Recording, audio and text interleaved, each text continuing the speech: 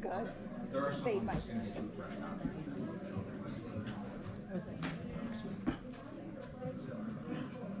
Ah, they're here. Just look at that. That's pretty impressive. I'm not sure I have to look at it. Patsy, did you say We're good. Do you really? Is that the same? You told me you guys knocked off. Good evening, everyone. Today is Thursday, December 1st, and we are in the City Commission chambers, and it is 4:02 p.m., and I call this Commission Special Recognition Meeting to order. Present are Vice Mayor Carusone, Commissioner McDowell, Commissioner Hanks, City Attorney Moriarty, City Manager Lewis, and City Clerk Patsy Atkins, and Recording Secretary Susan Hale. And also we do have Police Chief Vespia in the audience. Welcome everybody, and please remember, if you have cell phones, please put them on mute or silent. And also we will have a public comment period, and you'll see that's the last item on the agenda. So if you have any public comment, certainly feel free to fill out a card and hand it to the officer on my left. And if you'd like to also make a public comment on any of the items, that opportunity is there as well. With that, please, everyone, if you can, stand for the Pledge of Allegiance. I pledge allegiance to the flag of the United States of America and to the republic for which it stands, one nation, under God, indivisible, with liberty and justice for all. Okay, Commissioners, I will accept a motion to approve the agenda. Second. A motion by Vice Mayor Carusone to approve the agenda, seconded by Commissioner McDowell. And seeing no discussion, please vote. And that passes unanimously 4-0. And with that, we're going to move on to item number A, which is the welcoming of new employees. City Manager? Thank you, Mayor. I'm going to ask our Human Resources Director, Christine McDade, to come forward and introduce our new members of the staff. Hello, for the record, Christine McDade, Human Resources Director. It's my pleasure to offer a hearty welcome today. We have one new employee to introduce. If you're here, Mark Hicks, who is a telecommunications operator. We welcome you and congratulate you on your new position. Thank you. Welcome. All right, very good. Welcome to the family of Northport and wonderful community, and we wish you well. All right, the next item on the agenda is item number B, and that is the Certificate of Achievement presentation for the 2016 Goblin Committee. And for that item, as well as item C, Commissioners, if you would join me downstairs, and we will do some presentations.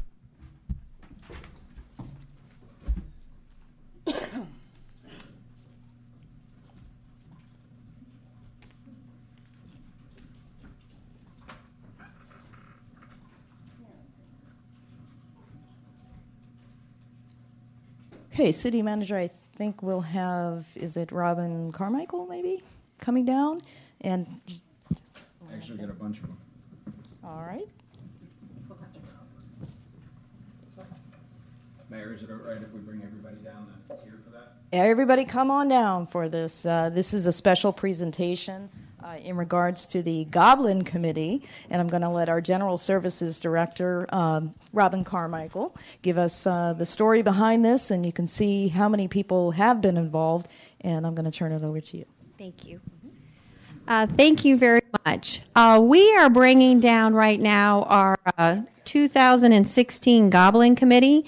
For the past 10 years, City Hall has held a trick-or-treat, and it is an employee-led committee. We had over 200 volunteers this year participate, and we spent more than 1,000 hours putting this event together. So this is an incredible event. This year we broke our record by almost 1,000. We had about 4,600 people come through in about 3.5 hours. And this is our committee chair, Mrs. Cheryl Griner. And she has done a fantastic job leading this city staff committee to make sure that our event is safe and that we have the best possible time, as well as our visitors. So I want to thank all of you, and we have certificates. Do we want to call out the names, or did you want me to? Yeah, I think it Okay. would be nice. Okay. And let's give everybody a round Round of of applause applause. for all of your hard work. All right, well, I'm going to start with the chair of the Goblin Committee, Cheryl Griner. Thank you. You're very welcome. And then I'm going to let Cheryl pass them out, or you want to pass them out? Okay, Jen Ardinger. Jen might not be here. Okay, I should put my glasses on. Rachel Burkett. Rachel Burkett. I saw Rachel. Thank you very much, Rachel. Appreciate it. And if you wanna- Okay, Aaron Bryce, who I think's taking the pictures. Okay. How are you going to manage that one? Yeah. How are you going to do a selfie with that one? Josh Durham.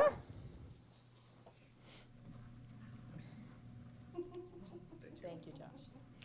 Dorothy Ekman. Thank you very much. Michael Fear. Oh my God. Ida Goodman.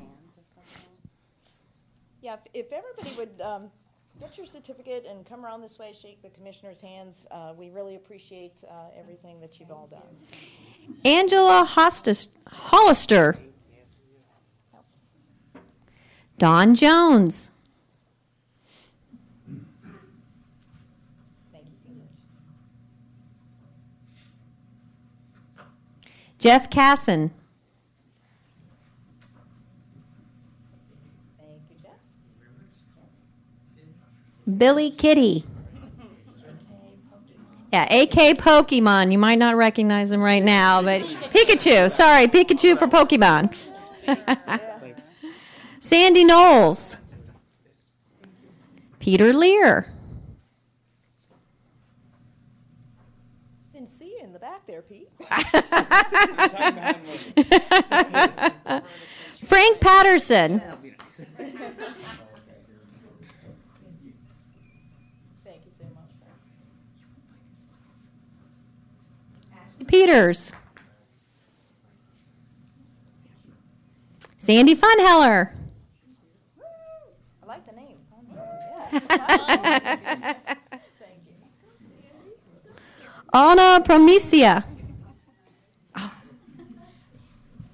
I even practiced. You even practiced. Dorothy St. Pierre. All right. Thank you so much. Gina Stebbins. Jenny Stebbins.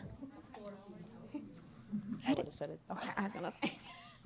thank you so much. All right, there you go. Jacqueline Zadrowski. Drowy. But we know that she's not here today. Okay. And that was a leader in Awakened Church, and Awakened Church had about 75 volunteers out front, and they had almost 200 volunteer hours alone just for the Awakened Church. They were incredible. Give a big hand for Awaken. Marcia Rubin. Thank you, Marsha. And Paris Smith Higsby. Woohoo! Paris is also our incident commander, and he facilitates all of our safety to make sure that everything is working well and traffic and everybody has a great time. So thank you all, 2016 committee. All right. Woo! Thank you so much. Thank you, Rob.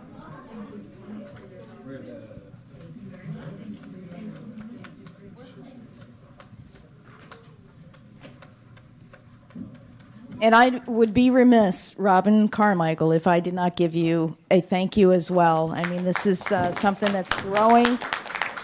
And who knows, I think just the thousands and thousands of kids and families and so on. So kudos to everybody for the great effort.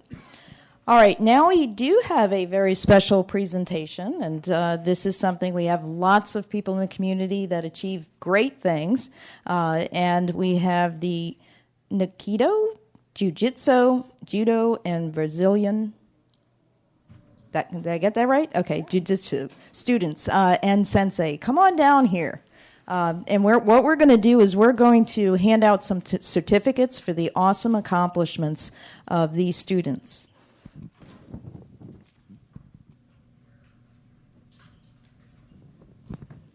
Come on down and line up right here. All right. Look at this group. Yeah, absolutely. Thank you. All right. What I'm going to do is I'm just going to give a little bit of a background, and then I'm actually going to turn it over to Sensei that might want to say a few more words, and then we're going to hand out some certificates. So the students had participated in October 7th through 9th, 2016 for the Jiu-Jitsu America United States Coalition of Sport Jiu-Jitsu Organization National Championships for 2016, and that was in Orlando.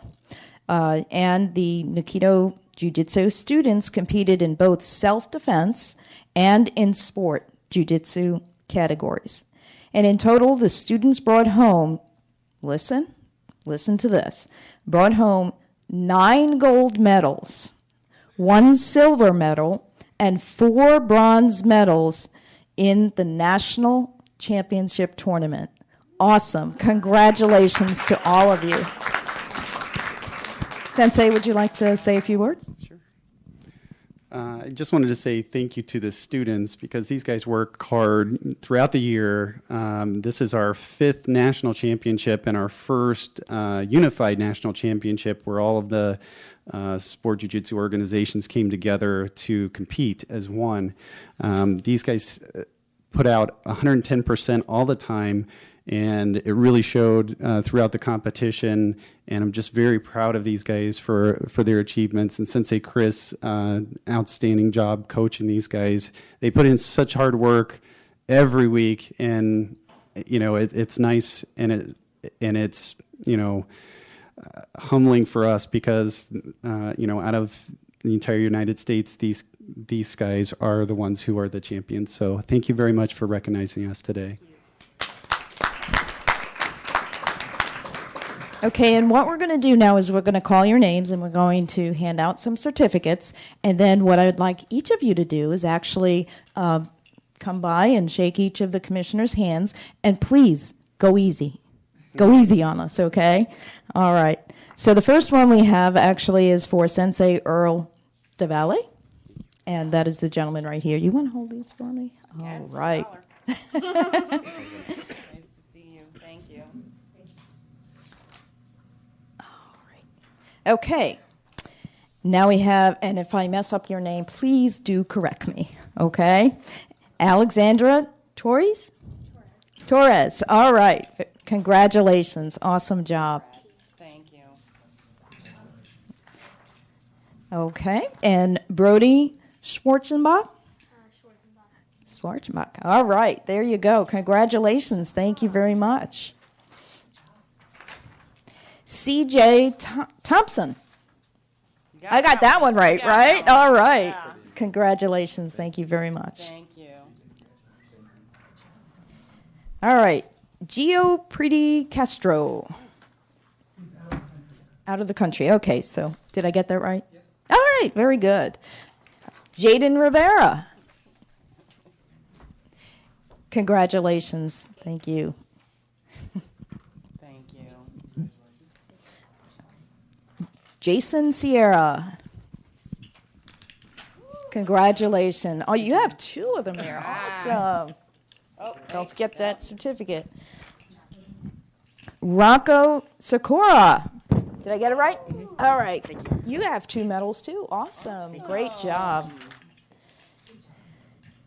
Sabrina Torres. Did I get it right? Yes. All right. Congratulations.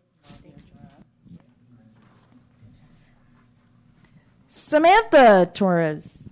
We got a lot of Torreses. Huh? Yes, we do. Congratulations. 2 medals there, too. All right. And then we have Sensei Chris Ritchie. Thank you so much. Great job. Thank you. Let's give them all, champions, a round of applause. Keep up the good work, and you represent Northport, your city, beautifully. And keep up the good work and accomplishments. Thank you very much.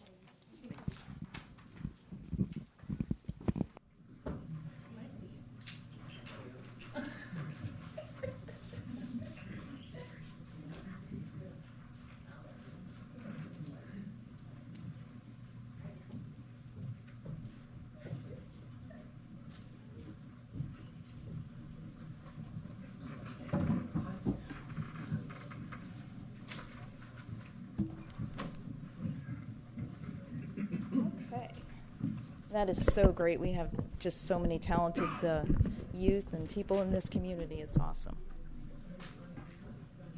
Okay. Next item we have is the Fire Rescue Departmental presentation. City Manager. Thank you, Mayor and Commissioners. Each month, a major function or department of the city gets the opportunity to kind of present on what's going on, trends in the industry, levels of operational need, and this month is the fire department presentation. And Mayor, I'll turn it over to Chief Taff. Thank you. Hi, Chief.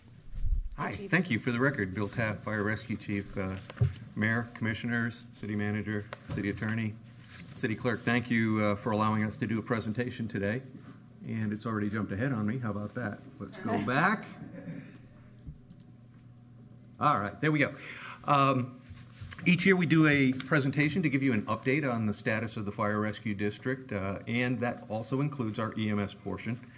As you know, we are split funded, so we come from two different sources. EMS is out of the general fund, and the district is funded with non-ad valorem assessments, so it's a flat fee assessment on property. Our mission in the Fire Rescue Department is to provide exceptional public safety services in a safe, compassionate, and professional manner. I think you'll notice the largest word in there is compassionate. If I hear one thing from the community, it's about the compassion that our people show each and every day during the emergencies that they respond to. It's how they treat not only their patients or the people that they encounter, but it's also the families. It's the others around that they work with and bring through those emergencies. And the second one that I hear most often about our people is their professional status, their professional manner, the way they operate in their job. It's not just that they're good at it, it's that they're very professional at it as well. And yes, they are extremely good at it. When you come to our annual awards ceremony, you will get to meet some of the people that they have brought back to life during the year, who come to our awards ceremony each year and our testimonies to the job that our folks do every single day in the field. So for me, it's an honor and a privilege. I think this January will be 14 years serving as your fire chief. I had no gray hair back then. Can't say that anymore. I have my original ID to prove it.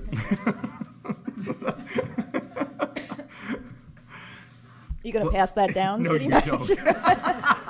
You said it.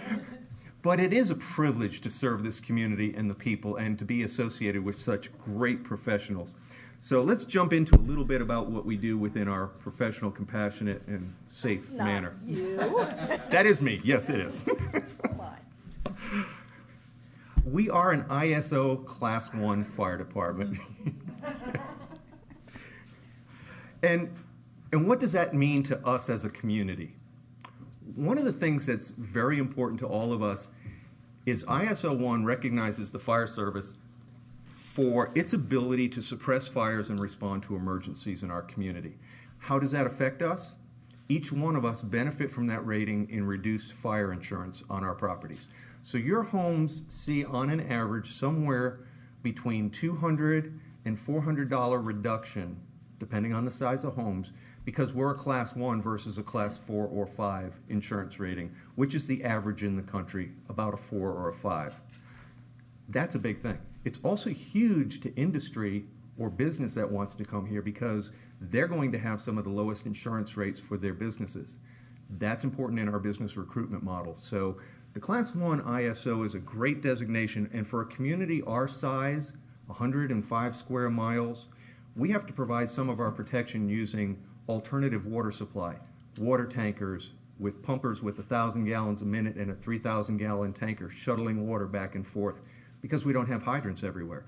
So to achieve this goes to the men and women who perform those tasks every single day and qualified us for that. Yes, there's a lot of paperwork, there's a lot of research, but getting a Class 1 ISO and being in the top 1/10 of 1% of the United States. There's only 200 today in the United States out of the 49,000 fire departments rated each year. That's a testament to the fire protection services you have here in this community and your support for those fire protection services. So here's some of the things we do. We do fire suppression.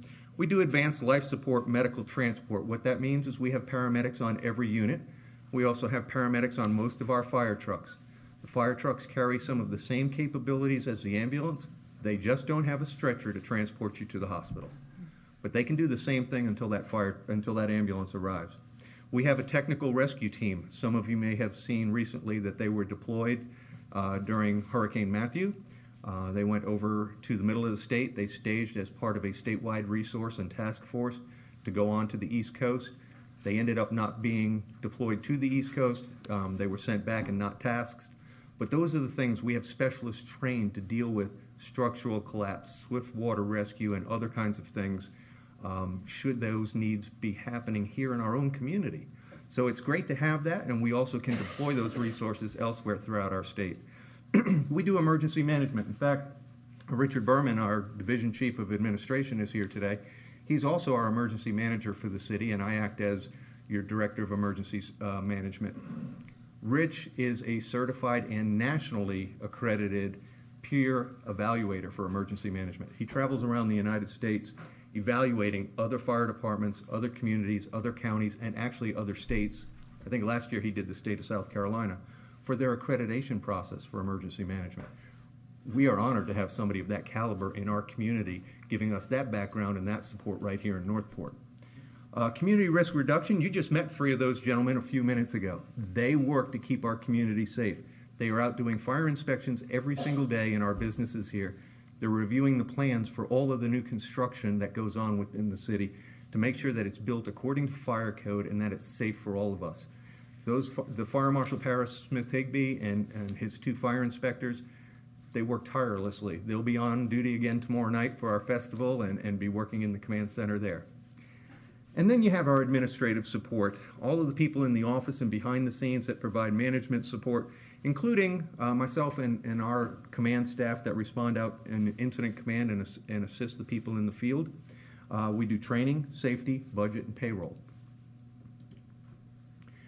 This is new.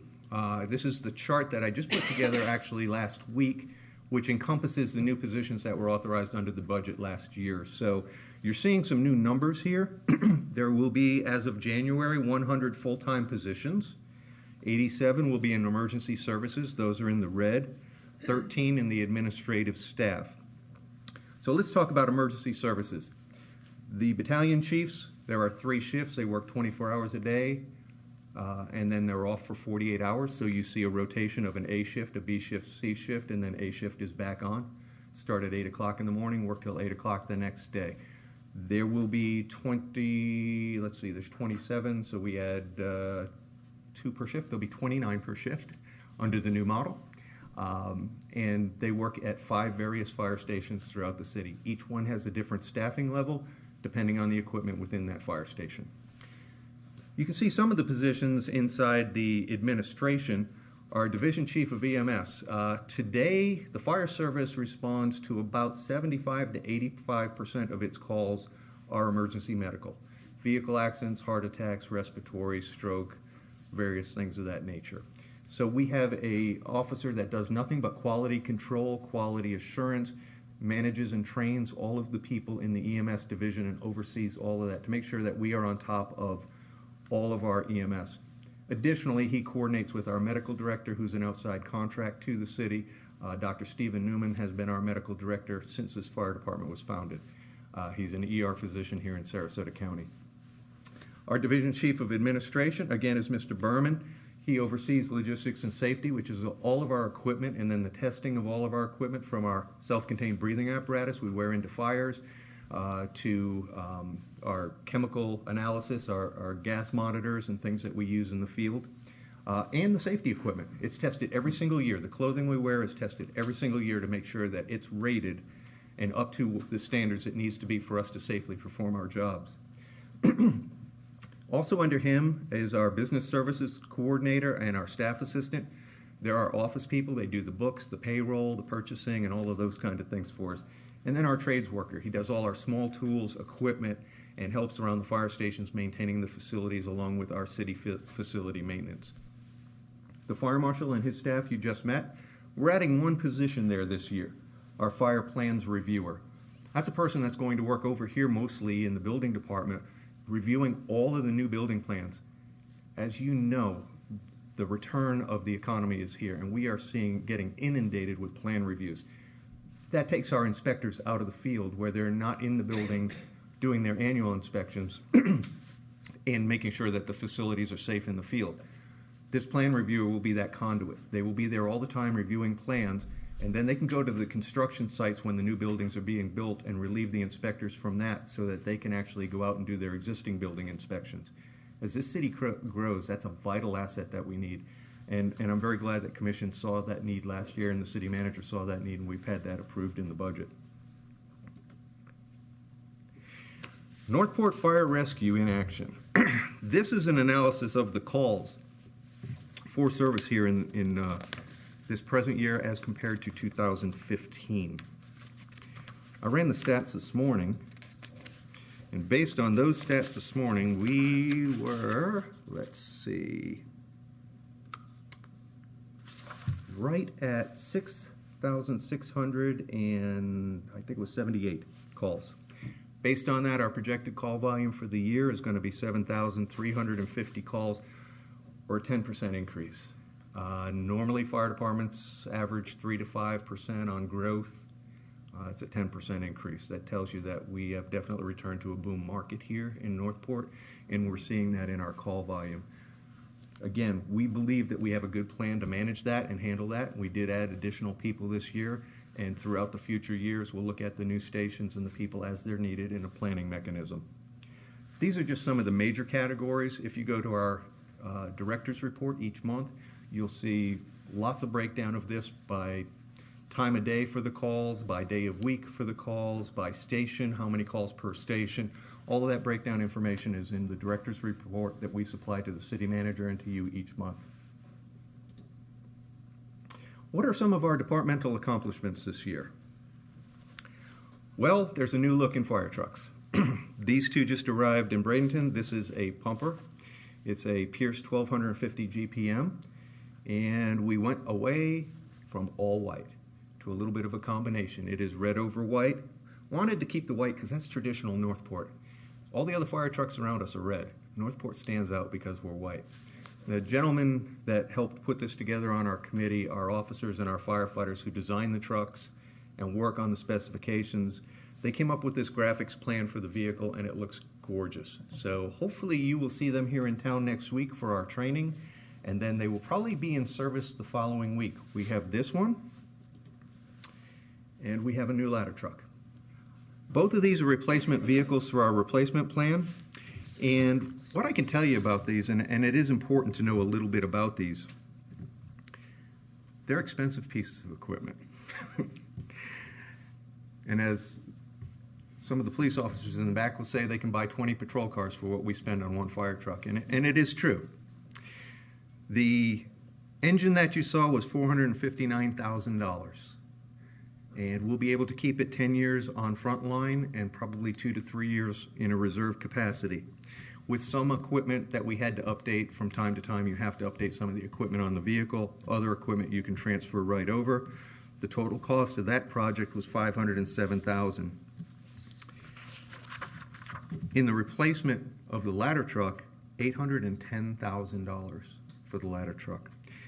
Now, that's after we received a 2-vehicle discount, a prepay discount because we had the money reserved already and we were able to pay for the vehicles up front. All of those discounts came in and lowered those prices. The actual price of that truck would probably be more in the $900,000 range had we not received all the discounts on the vehicles. Total package for that vehicle with the equipment was $867,000. But what I can say is that with both those vehicles in that project, we still brought the project in $159,000 under the budgeted amount, which I'm very proud of my staff for working on that. We've also received or recently ordered 2 new rescue units. That was approved, I believe, 2 commission meetings ago. They've already been put on order, and we've done something different with that contract as well, which I think brings a lot of savings back to the city. They're on a 3-year contract of 2 units per year. We have 6 ambulances. They all need replacement within the next 3 years. We buy 2 at a time. They last 5 to 7 years, depending on mileage and wear and tear and maintenance. And so we'll replace 2 this year, 2 next year, and 2 the following year with guaranteed price increases. So we already know that it's only allowed to go up so much in the coming year. And we received a discount for the multiple purchase. So we're purchasing 6 vehicles on a state contract and receiving a great benefit by doing that. Again, that project saved $49,000 just by doing that. So that was a great thing. Some of you may have gone by and seen this. This is Fire Station 85. Oh, one of my long-term projects. Believe it or not, that fire station project started in 2006. And it opened as a temporary fire station on a piece of property owned by Southwest Florida Water Management District at the end of Price Boulevard in a mobile home with a canopy. It's the last one of those we had. During the growth boom, we put up 3 of those to accommodate growth in the city and provide fire services across the community. We've gone back and filled in the locations with permanent facilities. This was a hard neighborhood to find a piece of property. We looked at putting together individual lots. We could never purchase enough of them. Then the market boom hit and prices went through the ceiling. The parcel that we have today is a 4.8 acre site. We're going to use about 2 acres of it. The remaining, hopefully, we will use some other way for city facilities or something in the future, but it's a beautiful site. When I first tried to purchase it, it was $575,000. We were able to negotiate during the downturn in the economy, and we purchased that site for $125,000. So we wouldn't have had the budget to build this fire station had we not waited out the time. We also had 3 years of scrub jay surveys on the property.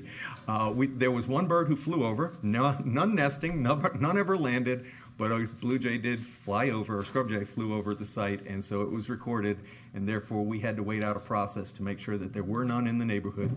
They came back 2 more times, and then we did a 3rd study just before building the station to make sure none were on the site. So we cleared all of those hurdles. We're able to build the station. It's a $3.3 million project. We hope that facility will serve this city for 40 to 50 years. Again, that facility was designed by firefighters and by officers of this department, along with the architect. Now, one of the neat things to say about it, well, it took us this long to get going. This is what it looked like this morning. Wow. And that's 7 weeks. From dirt turning and tree removal to slab and foundation to coming up with a building. So we'll be probably topped out and getting under roofs sometime in January, February, early February with this building, and then the inside work will start. Amazing process. They've done a great job out there. We're very happy with it. And I just took those and threw them in here just because I thought it was a neat change for today. Financial. I showed you that thing that said I came here a long time ago when I didn't have all this gray hair. We had some difficulties when we started this path that we're on today. The fire department was $500,000 in debt to the city on a loan to the fire district. We were $250,000 in debt to creditors when I came here. It's been a long process and a long transition with great city managers, with great commission to move us forward to a position we are today. And it is a very good position that we're in. we are now fiscally sustainable, and we look at our projects and our budget not just in the next fiscal year, not just in the fiscal year after that. We have a 5 to 10 year model that we can adjust and move in all directions, up and down. Some of you have seen that live in our presentations and in our workshops. We do that each and every year.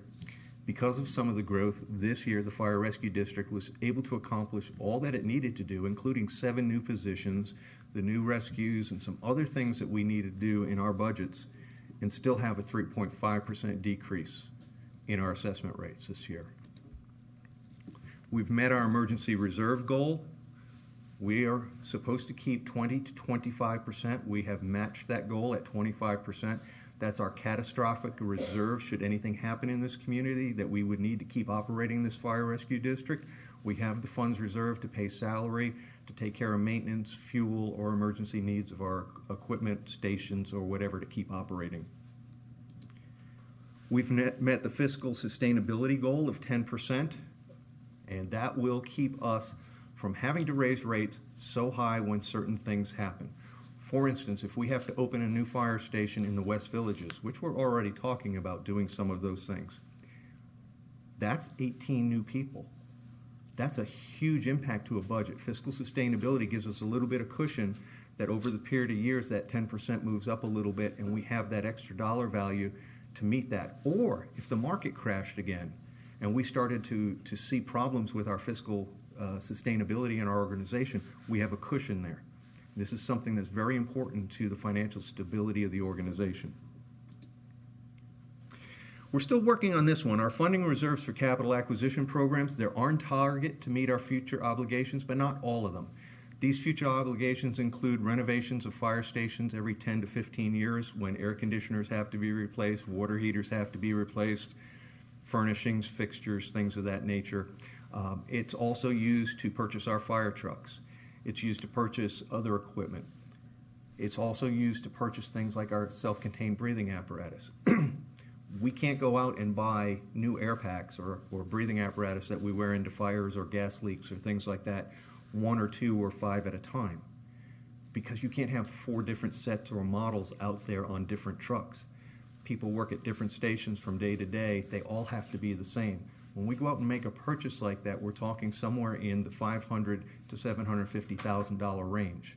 So we reserve that money over time in this account, and we build it up, and we're able to purchase that equipment when it's needed in 5, 8, 10 years, whatever the life expectancy is. We do that on all our major equipment. We're pretty close to being fully funded in there, but we've got a little bit further to go for those things. Now, where do we go from here? Recently, we trained some of our administrative and emergency services personnel to begin a 3 to 5 year process of International Fire Service accreditation. That's a huge goal. You have an accredited police department, you have an accredited public works department. We want to have an accredited fire department as well. Our first goal was ISO because it benefited the community and reduced rates for insurance. Our second goal was to reach this. We reached ISO 2 years ago. We're now embarking on this process. We think it's going to be a benefit for our community. Hope to have it completed before my tenure is up here. It is a long process. It's a hard road to go down, but it is something we're going to start to undertake. With the return of growth, we've budgeted in this year's budget for a master plan to look at our station locations, our apparatus and personnel requirements, and also to have a management study to assess the ability of our current administrative staff model to manage with the pace of growth. Do we have the right people in the right places? Do we have enough of the right people on staff to support the rapid growth as we build all the fire stations and build out our community? The last study was done 13 years ago. I think it was 2005 that it was adopted by commission. That study is available, but that's becoming a little bit dated and it's time to look at it. Now, a lot of it still applies because we are a gridded community. A lot of our streets are already here, but there are certain things that need to be looked at along with that. So we're going to do both the management and the station location and staffing study. We'll continue to assess the current trends in emergency medical services and upgrade the equipment and training as well as service delivery to our community. It's important to stay state of the art. I believe Northport is on the edge all the time of the state-of-the-art technology and equipment. We provide the best resources we can and the best equipment to our people to do their jobs. But trends are changing, and we need to look at that. We'll perform risk analysis and risk reduction analytics through our fire prevention and life safety so that we know that we're putting the right emphasis in the right places to do the job. Is it better to have more suppression people or more fire prevention people? Is it better to have community emergency medicine, or is it better to have responding to emergencies? All of these things need to be looked at and they need to be analyzed, and we're going to sit, as we go through our processes all the time, we're reviewing those things to make sure that we are on track in this community to provide the best service that we can. We talked about our stations and the study that was done previously. This is the mapping of our stations. As you can see, there are two big gaps there. One is the West Villages area, and one is the Isles of Athena area up to the right-hand side at the top. This charts our response times and our station locations. And again, not each station has been placed exactly where that number is in the center of the circle. So as they moved a little bit, or as we found property to build on them, that's one of the reasons we have to redo this study a little bit. They may be a half mile off, a quarter mile off. It doesn't affect everything, but it can affect some things as far as response times and distance of travel. We want to provide the best that we can. Ultimately, the city of Northport is probably going to need somewhere between 11 and 14 fire stations to cover it as it grows and it builds out.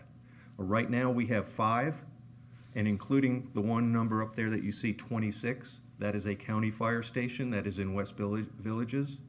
So we actually have 6 fire stations right now protecting the city.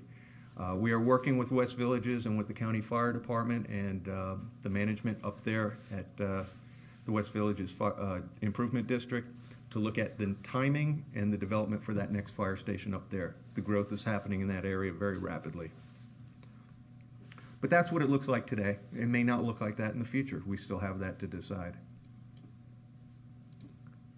We look forward to serving our community into the future, and together we believe we can achieve anything.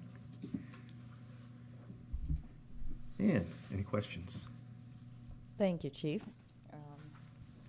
Anybody have some questions for the Chief on the presentation? Thank you. All right. Thanks, John. Chief, don't go away. I gave the opportunity for everybody else. I do have a question for you. Sure. You had shown the chart about the calls analyzing 2015 and 2016. I noticed that was on a calendar year. We're on a fiscal year. Can you kind of explain why we're presenting the data from a calendar year versus the fiscal? Well, that's one of the systems that I do believe is a little antiquated, but different departments operate on different fiscal years, and the County Communications Center operates on a calendar year. So the CAD system, the computer-aided dispatch system, is on a calendar year. So they begin the calls on January 1 at 0001, and then they mark them all the way through the year. That's how we receive them. We can bring the analytics back, and we can do it on a fiscal year just as easy. Believe it or not, based on the seasons and how we respond, the numbers are only off a few hundred. So you may be 300 or 400 less if you did it on a fiscal year versus the calendar year. It's just because of the months and how they're counted. But basically, it's about the same.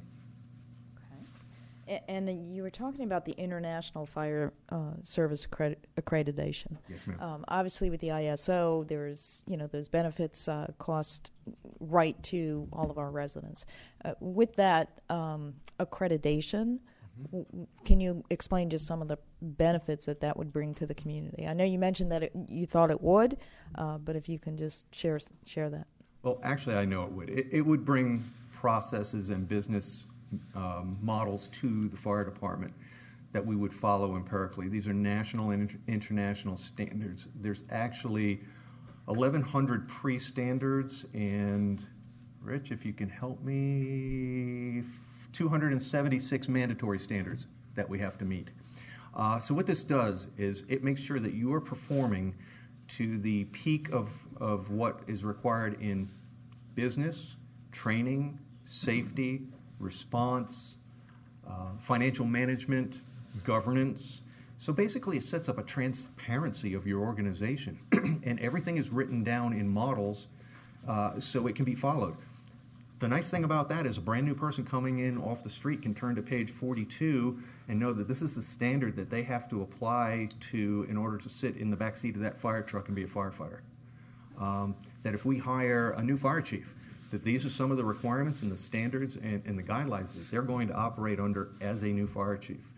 That our community can expect that 90% of the time we're going to respond within X minutes in this geographical area.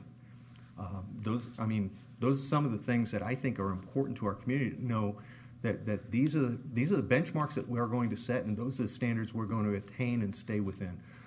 I think it's a great thing for the community. There are about 225 internationally accredited fire departments. That was my next question. Yeah, there's even less that have an ISO 1 and are accredited. And I will tell you one nice thing that we did learn by going to the class recently, which happened to be right here in Sarasota. So we didn't have to travel to Colorado or some of the other places where they hold them. But ISO and the International Accreditation Board are now working together on some of the analytics that they use. And it looks like some of our ISO data and information would transfer automatically over and save us from having to do some of that accreditation process. In other words, because of being a 1, we're already going to be rated in some areas as meeting all of those objectives. Okay. Thank you. I just wanted to expand upon that. Well, thanks for the question. So, thank you. Great presentation. Thank you all. Thank you. Do we have any public comment? No public comment. All right. Before I adjourn, I just want to share some information that came in that I think is exciting for the community. I made a copy of the flyer for everybody.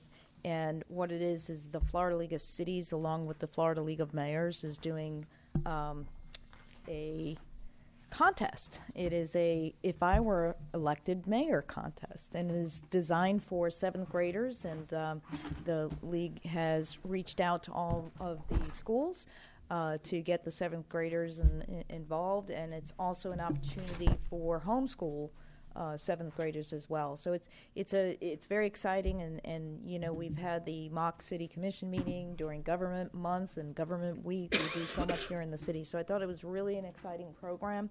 City manager has Aaron Bryce, our community outreach, and just as the city does with other programs. So I thought this was really, really neat to do. And then hopefully we will have students from our community that come in the rankings and finish hopefully first, second, or third. And even not, I think it's just an opportunity we can, have the participants here at a future commission meeting, and just getting them involved with the local government. So I thought it was exciting to share with everybody, and I'll be reaching out with the schools as well just to really encourage their participation with this. So very youthful-minded community, and I think it's just a great way to really enhance that. So, Vice Mayor Carusone. I have an issue that I want to bring up, but if Commissioner McDowell had something to talk about that, this, I'll sure. wait. Go ahead. Has the schools been contacted and homeschool groups been contacted about this? Great point. Yeah, actually, the Florida League of Cities and the Florida League of Mayors directly, they're running the program. So it's not costing the city anything to do this. That's something they're doing nationwide, is a nationwide effort to just get the youth involved in civics and government and so on. So they have actually contacted all of the all of those schools throughout the nation. So they have done that, and then also the homeschool is a little bit challenging, obviously, but our very own city manager and Aaron Bryce really have a way of communicating with some folks. So city manager, if you want to add anything to this, but yeah, so a lot of outreach has already been done. I'm trying to promote it as much as I can, and I think we all can do that.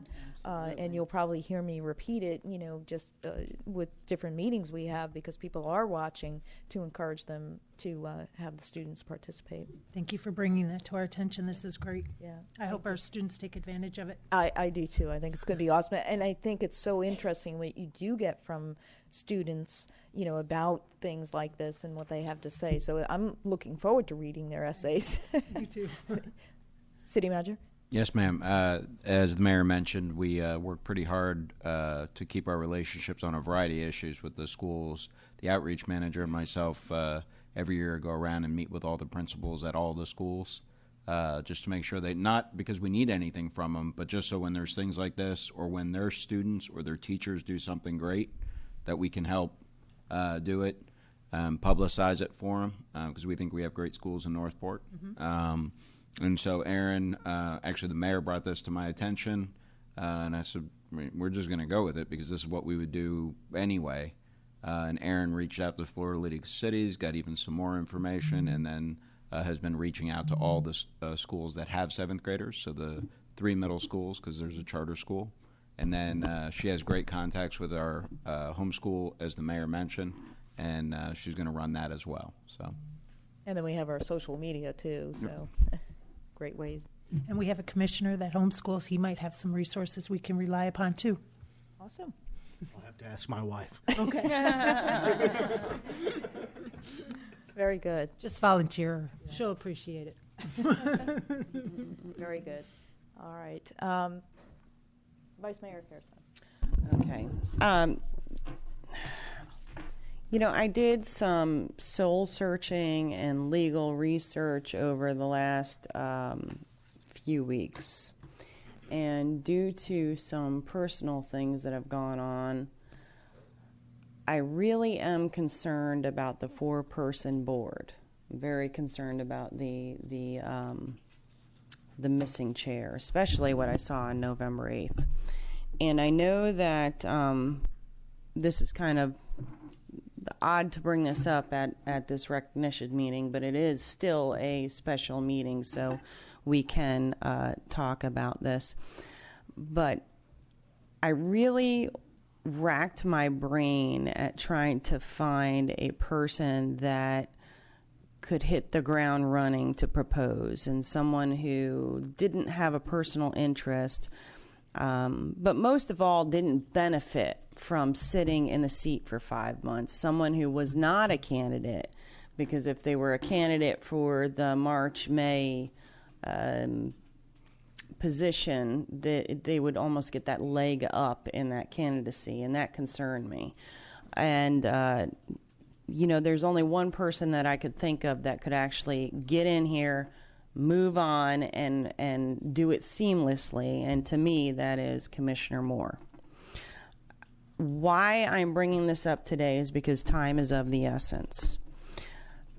And mind you that if Commissioner Moore did accept this, she'd never be able to run again.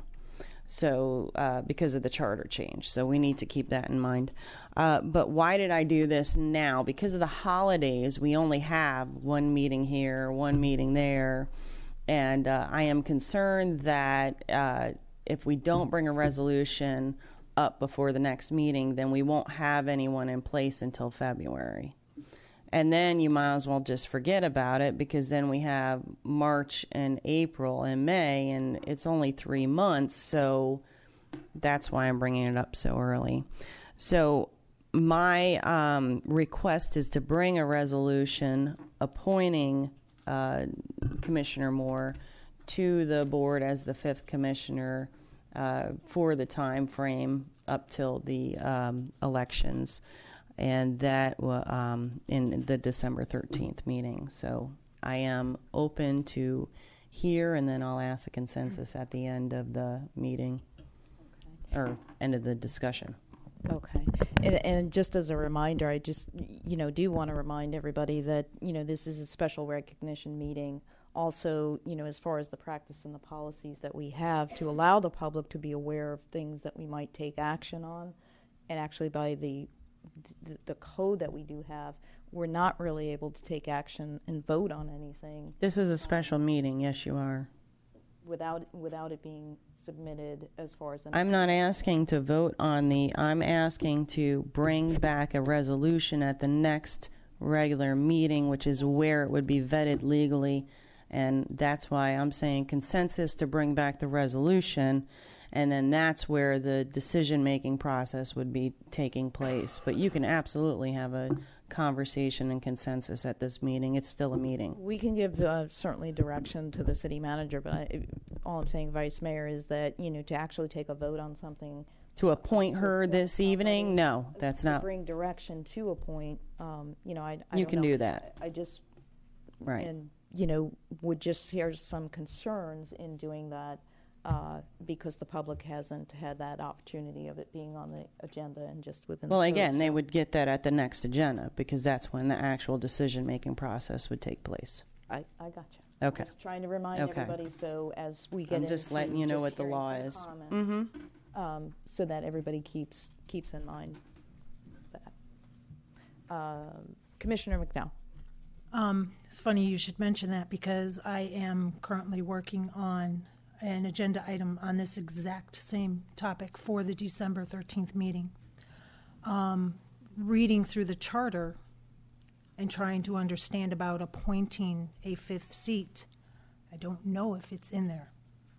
I know that we have an election already called for the special election for March and May, but I don't see anything in the charter specifically about appointing somebody in the interim because it's more than 90 days. So that in the charter it says we have to call a special election, which was done by the former commission. But less than 90 days is where appointing comes in. So I'm not sure how this special extenuating circumstance falls into place. I have no problem discussing it. And I agree that if we have somebody that is currently a candidate or thinking about becoming a candidate, that is totally unfair to the candidate. And I don't think that that would be good for their campaign Right. and good for the election. So I would definitely be on board with getting somebody who's already been a commissioner who can hit the ground running as quickly as possible. I agree with that 100%. I just don't know in the charter, and maybe city attorney can help us with this, if that is feasible. Listen, I was on the same page, and that's why I started off with saying I did a lot of legal research, contacted a constitutional lawyer, and because it's not in there, it's not even specific to a circumstance like this. We have that ability. So, but I'm sure the city attorney can expound upon that if he would. Why don't we let Commissioner Yeah, Hanks chat, and then we can. Okay. Yeah, what I'd like to do is recognize Commissioner Hanks and get some thoughts on that. Well, I think there's other issues to really kind of look at whenever you're considering that. These are just common stuff like pay, insurance. What's going to take place if we put somebody in for a period of just a few months? How is that going to affect HR? How are we going to work the insurance out in that? Do they go the period of time necessary to gain the insurance? Do they not get the insurance? Is that right for them not to get the insurance? Is that Good questions. These are things to know. How much do you pay? Do you pay the regular salary? Does it begin and end? Do they get 3 paychecks? Do they get so? These are things I would want to look at just as just regular items. Sorry. I remember to shut that off. It's a great point, Commissioner. I would assume that those questions would be answered when we brought back a resolution. And that's kind of why I wanted it today, is that we could get some of those, hey, what about this, what about that, so that when the resolution came back, we could actually have those answers. And then we would be, educated enough to make that vote. That's exactly why I brought it tonight. This is really a situation that is so odd to be in. Right. And so, yeah, it makes it very challenging. Not your fault, I might add. Thank you. I definitely, these things were talked about before with the previous commission about the situation it would leave the community in.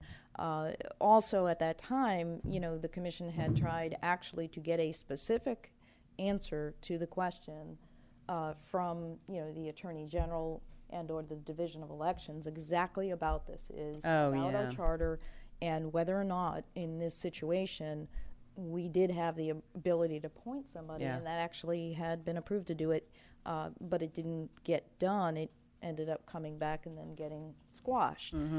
So, we had that opportunity and to really be able to reach out to, the sources to figure out and help us through this, whether we could or we couldn't, because there's probably argument on both sides, as far as whether we can or can't.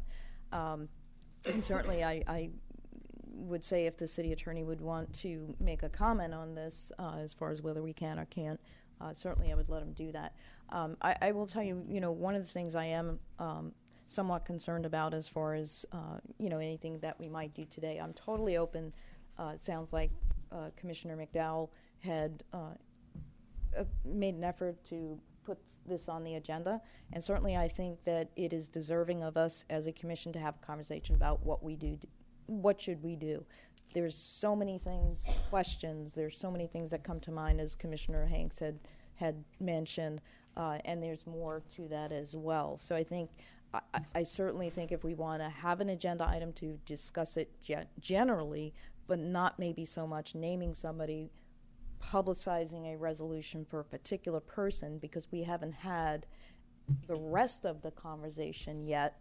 And I think there's something to be said about, potentially other choices and other opportunities. So it sounds to me like it is deserving of being an agenda item to have some discussion on.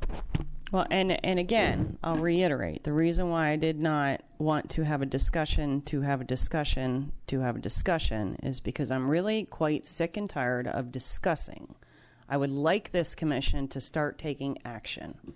And if you discuss on, just hear me out, if you discuss on December the 13th, you will not be able to bring back a resolution until January 10th. Now, let's just say that there is some more questions on January 10th, and you have to bring it back on the 24th. You're not actually appointing anyone until February.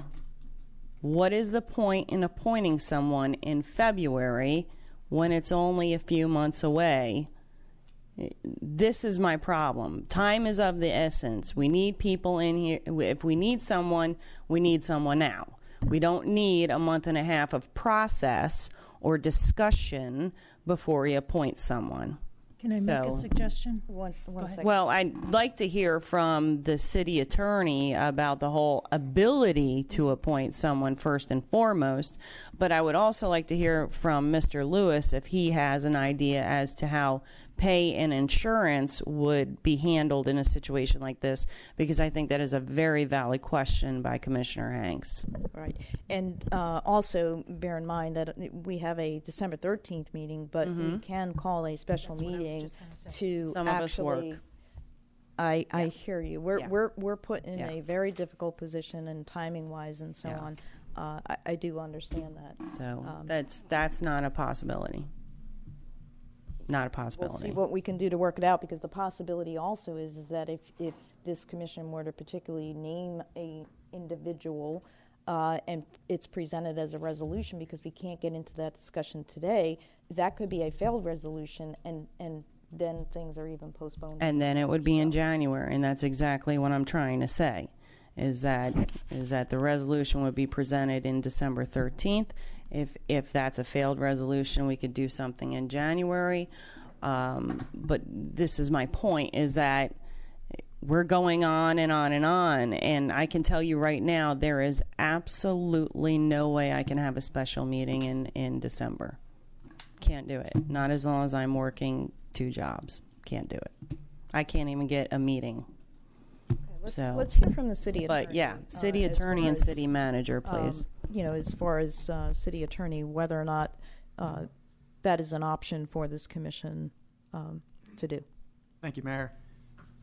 This board has the power to do any legislative act unless it's preempted by state law. In 1968, the Constitution changed. The analysis used to be, let's look at the charter and find the express authorization to do what you want to do. Tallahassee got inundated with requests, so they changed the law. The analysis is you can do anything unless it's preempted. There being no preemption to this issue, you are free to operate and do as you see fit. Okay, I think the question is more about the city charter and what the city charter says in regards to, that when that vacancy was back in June, there was a requirement to call the special election. That was done, and that's what the charter says. If it were 90 days, then that would be an appointment. So that's really what the question is. In the scenario that we already have called a special election. We know there is a special election, and certainly there's nothing other than the 90-day thing that would allow us to appoint somebody. Thank you, Mayor. Yes, you're correct. Your charter is very specific with regards to the 90 days to a general. It's silent to the situation we are in now. Because it is silent, there is no preemption. There's nothing stopping you from taking an action if you want to fill the seat. So even though the vacancy was not within 90 days, it was beyond the 90 days. It wasn't silent. It was very specific. I'm not sure what you mean about it being silent. Yes. Your charter says specifically what to do if the vacancy occurs within 90 days of, the election. That's very specific. It is silent with regards to the situation we are in right now. So because it is silent, because there's no state preemption, because you're the commission, because you have been empowered to to do the legislative act as you see fit for the city, there's nothing stopping you from. There's nothing specific stopping you from taking any action today. Vice Mayor Carusone had also asked the city manager for anything you might add as far as this Pay situation. and insurance. And Depending on what Right. you all pass, my assumption would be is that they would move in, making the rate once they're a commissioner, and the normal rate of pay for a commissioner and the associated benefits would kick in. The one thing I'd have to check is about the FRS piece, but I don't think that's an issue either. But I'll get back to you on that. But as far as pay and the health insurance, the way it would work is typically it's the beginning of the next month. So I would see that working the same way. And I think the pay would be, my assumption would be, is that the pay would be at the rate already established by the community and the commission. okay. So it would just follow through as if someone was elected in November and appointed on November 19th. I mean, they're filling the role of a commissioner. Yes. So I think from a staff perspective, we would. Just follow through the same way. Yeah. Commissioner McDowell. City Attorney, did you have something else, or you've got your light on? Okay. Commissioner McDowell. Okay. Let me preface this by saying that I, too, have been trying to figure out a way to get a fifth seat. After the last meeting, I really, in my heart, feel the four of us can conduct city business professionally, respectfully, and get everything done that we need to get done. So with that being said, I have to go to the charter because it ain't about Debbie, and it's not about the four of us. It's based on the charter and what's in the charter. And it says, in the event of a vacancy, which happened on November 8th, the office of city commission occurs 90 days or more prior to the next general election, which it is, the commission shall forthwith, and we're not going to get into that discussion, call for a special election for the purpose of filling the vacancy. The prior commission filled that obligation. If the vacancy occurs less than 90 days prior to the next general election, it's irrelevant because it's not less than. So the 90 days election has been called. The problem with this is it doesn't say what to do in the interim. Can we appoint somebody? City attorney is saying we can. Again, there were other attorneys that said that we're allowed to, and the key word is the vacancy is less than 90 days you can appoint. The vacancy is less than 90 days at this point. Well, no, it's not. it's not. No, it's not. But the special election has already been called. Right. So there. can we So then we go back to what it is that the city attorney has said is that in this case it remains silent. And what- There's nothing that states that in between the term and in between the time of that, let's just say the 90-day where it picks back up as to what the charter says, in that little black hole, we, the city, have the authority to do what it is that we feel is right per the state law. That's how I've been explained, and the city attorney can. Okay. I just wanted to make sure that Right. everybody was on board and that the charter was, okay, thank you. Thank you for reading that into the record, yeah, so that we all have that. City Attorney, Thank you, Mayor. I wanted to be sure. I'm saying you can, not. I thought I heard you say can't, cannot. This body has the power to do as it wishes, unless there's a specific preemption somewhere. And when I look at that language, yeah, it's ambiguous, but there is not the express preemption to stop you all from doing what you think is best. Nor is there a state statute that stops us. That's right. You are the authoritative body for the city of Northport. That's So right. let me again try to clarify what it is that you're saying, because I'm trying to make this as clear as, I don't know, a black hole. Because the charter states you will do this within, yeah, I'd have to have the actual. There you go. I think The actual, you can do it in the beginning. You can do this in the beginning, okay? You can do this in the end, all right? But we're stuck in the middle, where the charter does not address what do you do when you're stuck in the middle. Well, because the charter doesn't address what we do when we're stuck in the middle, then we go to state statute that says, hey, if it's not addressed in your charter, you as a body are allowed to do what it is that you feel is legal, is right in your mind. Because we're stuck in that little black hole between this and this, we're allowed to do it. That's as simple as I can make it. I think that's sense-wise. you were explaining earlier, and that's what I'm getting as far as what the city attorney is talking about. Because of this unique kind of predicament that we are in, that there is a gap, and the charter doesn't speak to that gap about what do you do until that election. Right.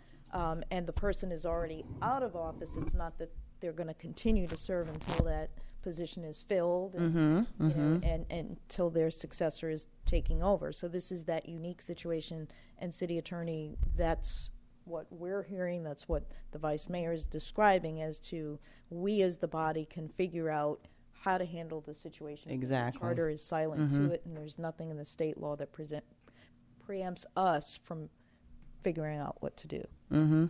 Yeah, from my perspective, the analysis is there a prohibition? I would even, my opinion is one step beyond vice mayors. I don't see a gap. There is no prohibition for you acting. We're saying the same thing. Yeah. I was just trying to make it, a little bit easier to understand for us who have understand more with illustration. So back to the issue of having a person and a resolution brought before the I'm sorry. Did Commissioner McDowell have something additional? If you could put your light so that I can go by. Well, since it's my agenda issue, I was just kind of going there. But go ahead. Well, since we have, for lack of another word, the blessing from the charter, the city attorney, state, my next questions are, and they have to be asked. Mayor Moore is she willing? She said Do we yes. need to put like other names in the hat for something like this? And I don't want to have any animosity on this board. So now we really need to talk to Commissioner Hanks, because that was his direct opponent, and I don't know. Oh, Hanks is fine. Well, let's let him. That's what my wife says all the time. I forget it. No, I know I don't I know know. Commissioner Go Hanks will be ahead. professional and Commissioner-like, just like Yeah. if Mayor Moore is the one that is chosen. However, it does need to be asked. I mean, we can't talk about this privately, so let's ask Great him point. Great his point. point. And that's kind of where I was going to, as far as with this particular discussion that we're having, is that it's a particular individual that is being named, and that I think not only from the perspective of Commissioner Hanks, who was an opponent, but I think in respect of this community and the public, who also in an election, Commissioner Moore was not the winner and did not prevail in that election. So I think we need to be sensitive to this community as well, and that's kind of what my concerns are with this. And I'll also share as well that I have every confidence in the board. There's 4 of us here, and really I think whether you have a 5th commissioner or not, I think this board is capable of conducting business. And we've seen in the past, we did have a 4-member board, and there was maybe a couple of times that there were some issues, but you also had the dynamics of that board that was very different than I think what we have seen and what has been demonstrated in the board that the citizens have put in place today. So with that, it's just, from my perspective, I don't think that having and appointing and creating maybe some contentious issues within the community of identifying a person I'm not comfortable that would be the situation that we would want to move forward with in doing, because I have a lot of confidence in this board we have. And I'm not sure that we're going to have a 2-to-2 situation, which seemed to be some of the concerns of some folks. Commissioner Hanks. I think one of the things is that we did show the other day from 10 a.m. to midnight that we could work together and not agree on everything, but we could find common ground. One of the things that I try not to operate in, is any kind of fear or try to think, well, something might happen. For me, like Mayor said, every one of us up here, I think when you have a body of people that truly have the heart of the community, I don't think you're going to have the issues that we might have had before. So I'm not afraid to having 4 of us. That being said, I think what you're asking is you just want to bring it up so we can discuss it. I do kind of like the mayor has. I have an issue with pulling a name right now and saying let's discuss this name, because I haven't talked to my people. I haven't talked to my constituents. So I don't know whether or not that is the proper thing to do. But I understand what you're saying. If we're going to do something, we have got to get rolling on it. And I'm a mover and a shaker. I believe in it. But I do have an issue with naming a specific person, saying this is the person we need to do. Can we have a meeting about this person without talking to all our constituents? I mean, we're everybody, our constituents, but without talking to them. I would support a discussion on it. And see, then we're. But now we're right back to where it was. So, can I ask the city attorney a question? Is there a way to bring a blank resolution with the person's name not in it and then each of us propose a person to be brought up for discussion? City attorney, go ahead. Absolutely. Yes. So there's an option. I mean, that, what do we need to be, a week ahead of the commission meeting that we need the information to? The resolutions are advertised 5 days prior. Excuse Okay. me. Published notice Right. 5 days prior.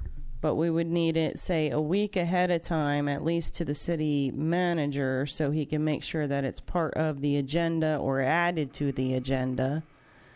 And then it was advertised, and then each of us come up with a name, and then at least each name is vetted and discussed. We have, plenty of time to talk to our peeps, and then make a decision at that time so that someone's name goes in that resolution, and it's killing two birds with one stone. City attorney. I see lights manager. and I see city attorney and city manager. So I know Commissioner McDowell, you've been waiting, but are you okay with city attorney? I just want to. Okay. Go ahead. The qualifications would apply. They would have to be a resident, but the charter Oh, yeah, says. yeah. So the one way I've seen it work is anybody who is interested in the position or someone that you want to nominate is they fill out your basic form that you have everybody fill out for all your boards. So the clerk can therefore check to make sure that they're qualified to hold office. So Right. at least for purposes of that hearing, any name that's filled in the blank, we know is qualified to fill the position. Great point. City manager, you were waving. For logistics' sake, the agenda item, which might be just the resolution, I don't know that the agenda item would have to. It's on. There you just go. Not. I'll eat the mic. However you guys decided on the process. Let's say you all were each producing a name or whatever. I don't know. That would have to be on the agenda item, but the agenda item would have to be done by 5 o'clock on Monday, this coming Monday.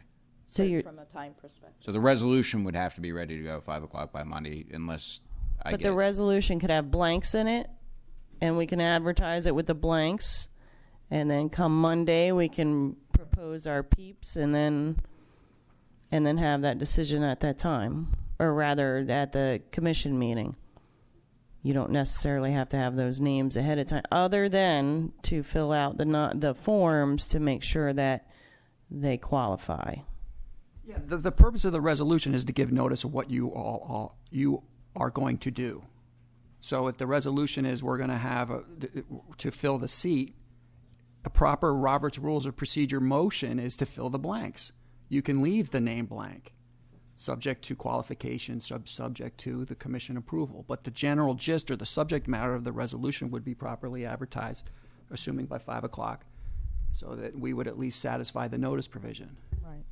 So, Vice Mayor, this is almost twofold, because it's number one, really getting to where there's direction that we do want to establish that we have the ability to appoint and that we want to appoint somebody. That's the first part of it. And then, if that is the case, that we do want to appoint somebody to fill the vacancy, then we get to the point of having a resolution drafted to actually appoint somebody. Well, and now we're going with meeting 1, meeting 2, meeting 3, and nobody's got time for that. So that's what I'm saying, is that's why I'm talking about a resolution. But now to appoint someone to be brought before the commission on December 13th, and who it is, it sounds like we don't have to really discuss or determine who it is until December 13th. So that gives us plenty of time to actually come up with a person who could come in and, make sure that they qualify. Would they pre-qualify, city attorney? Well, if time is of the essence, you would want that person qualified in order to fill the blank. If somebody were suggested to be put in the blank, and that we don't know that if that person's qualified, then it would delay to make sure that the person so you would want them to pre-qualify. I gotcha. Okay. So See, I think that's a great idea. Okay, but and that's what I'm saying. It's almost putting it all into one, that if we're going to direct to bring back a resolution that is saying then that this commission is going to fill that position. Correct. And then that person would be selected at that meeting at that time. Correct. So it's kind of like if you disagree with one part of that, it's all in one. No, we all would. in one. Well, we would come to the conclusion as a body who it is that we would appoint. I hear what you're saying, but that's providing that we as a body are going to decide that we are going to appoint somebody, and then we would go to the process. There may be some of us that maybe are not wanting. Then you vote against it. Then you vote against it. And you state the Right. reasons that you don't want to appoint someone because you don't believe in appointing anyone. There you go. And if we direct that we are going to appoint that's what I'm saying. If we're directing that we're going to have a resolution to appoint somebody, then people are going to be, from now to that December 13th meeting, people are going to be probably rising up and wanting that opportunity and wanting to be appointed, and may come to that December 13th meeting only to find out that the majority of us don't want to appoint anybody. And that's why we're having this discussion right now. And that's what I'm saying. So what has to be, or what you're attempting to establish, is that today is that we all are deciding that we are going to appoint somebody. That's kind of what I'm hearing that you want to end up at? No, not really. Okay. I want the option, and I'm sorry, Commissioner Hanks, I know you want to ask. Yeah, I want the option to bring a resolution up to December 13th to appoint someone, and if there are certain people who who do not want to appoint someone, then at that time they would vote against it. That's what I'm asking. I mean, it's the same as I'm bringing backyard chickens up. At that time, if you don't believe that backyard chickens should be allowed, then you vote against it. But Vice Mayor, isn't this just a little bit different? If you could, Commissioner Hanks, I know Commissioner McDowell has absolutely, had her light on absolutely. for quite a while, and if you don't mind, if we could defer to Absolutely. Commissioner McDowell, then you'll have the floor. Commissioner McDowell. Okay. By the time we reach a decision and the holidays are over, we're talking about 5 months of a commissioner. Or less, yeah. Or less. Right. If we get somebody in March, and they get 50% plus one, then it's March. So 3 months or 5 months. In my opinion, we cannot have just general public candidates, for lack of another term, to fill this vacancy. It would have to be somebody who is already familiar with the processes, because they have to kind of get in the seat and start running. Yes, Commissioner Hanks and I are new, but we were elected. The people that voted for us knew we were new.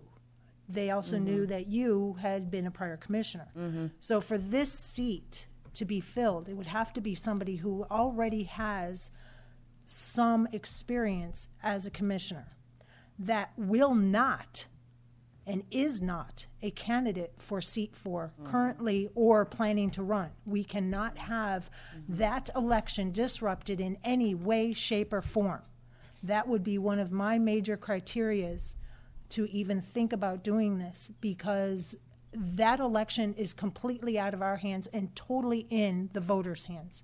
And I don't want this dais to have any influence on that election whatsoever.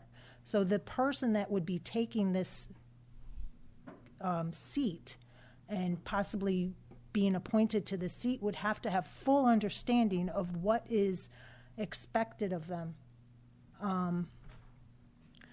I personally don't like rushing, and I feel that that's what's happening. So I have a suggestion, and I know you have another job, and that your time is valuable, but this is a very important item that affects this entire city.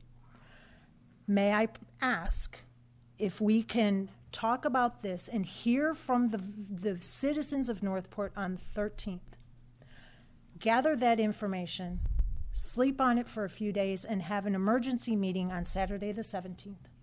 Can't do it. A special meeting. I mean a special meeting. Can't do it. I have Christmas. I work at a flower shop. Holidays are absolute no way, Jose. Sunday? I work 13 hours. Can a resolution, city attorney, I know there is a certain provision in the charter, but it can be passed by 3 people, right? It must. Right. That's what I meant. It must. You've got to have 3 people. So it's still There's my problem. doable. Depending on the outcome of the 13th, it's still doable to still take care of this if there's 3 of us. City attorney. You're confirming that it requires we can still 3? have a special meeting even if 3 of us would only be able to attend that meeting for the purposes of deciding on a resolution. I believe that's an accurate statement. Yeah, I believe that's to be so. Yes, ma'am. Look, since when does it take 3 people to pass a resolution? It's in the charter. It says the majority. It doesn't say the majority of the commission. I think the way that it was worded does say the majority of the commission. Oh, I have to see it. I thought that was ordinances. Do you remember what section, city attorney, that was in? No, and it's. You probably know it faster than I can find it, sorry. Regardless of the action that's going to be taken, you need a majority. Yeah, but there's a difference between must have 3 people to vote against or for versus 2 people when you only have 3 people coming. That's what I'm trying to get at. It's either the majority of the commission as a body, 5 people, or the majority of the commission 3 and being 3. That who showed up being 3 people. If 3 people showed up, you would Correct. You would need all 3. We've always done it where a majority means, and that language has never changed in the last 30-something years. It has always meant that it is the majority of who the commission is at that time of the meeting. That's true. Majority is of the people who are present. Correct. Generally, there's a provision in our charter that states for ordinances, resolutions, and contractual agreements, you need the affirmative vote of 3 people. And I'm going by memory. If I may, let me just read from the charter. Section 6.04, majority vote requirements. It shall require a majority vote of the entire city commission. There you go. So for that's what it is. For the enactment of ordinances, resolutions, and contractual commitments, unless otherwise specified in the charter, ordinance, or general law. So you need 3 people. Right. And therein lies the reason why I believe it is something that needs to be addressed immediately. Commissioner Hanks. Just a couple of few questions now. All right, so if I go, the way I understand it is the resolution that we're trying to put forth for the December 13th is a resolution to appoint, because that's what I keep hearing. I kind of have a problem with that, because it's saying that the resolution we must appoint. And the reason why I ask that is because let's say in just the next couple of days that I have to do something, I don't get a volunteer from any of my people, but you do because you already have one. Didn't you say that you would? Okay. Yeah, and let's say of everyone I talked to, every one of them said no. I'm just saying they said no. She had her seat, she resigned, and because that's what I heard a lot, and that's why they voted for me, a lot of them. And they all said that, but we're having a resolution to appoint. Mm-hmm. But yet, you're the only one maybe that comes back with somebody. Now, are we stuck in appointing that person, even though my constituents said no? But I'm now landlocked into doing something like that because we're here to appoint. I don't know who I'm asking. No, we're talking about leaving it open so that if you came on that Tuesday, you could say, hey, I have this person who would be able to fulfill the position. They've been a commissioner, as Commissioner McDowell was saying, some criteria.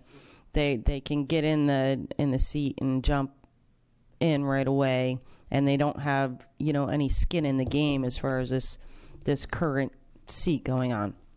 And then I bring up the person I want to, and then that's when you would discuss the fact that, look, I've got 22 residents that told me that's not the person who they want. And then I have to consider that as well. And so as a collective body, we would decide who it is that fills in that blank. Or we decide not to fill in the blank, and we decide not to appoint. Right, that was my question. Exactly. Am I landlocked into appointing? No. If the resolution is to appoint. The other was, how do we figure the qualifications? Do we figure that on the 13th? Do we figure that today? Because we almost need to figure something if I'm going to be asking people, to find out whether or not they qualify. And what are those qualifications? Are they the same qualifications as the election? You don't have to live in District 4. Are they, or are they the qualifications that apply to my district or anyone else's? But because it's seat 4, they wouldn't apply.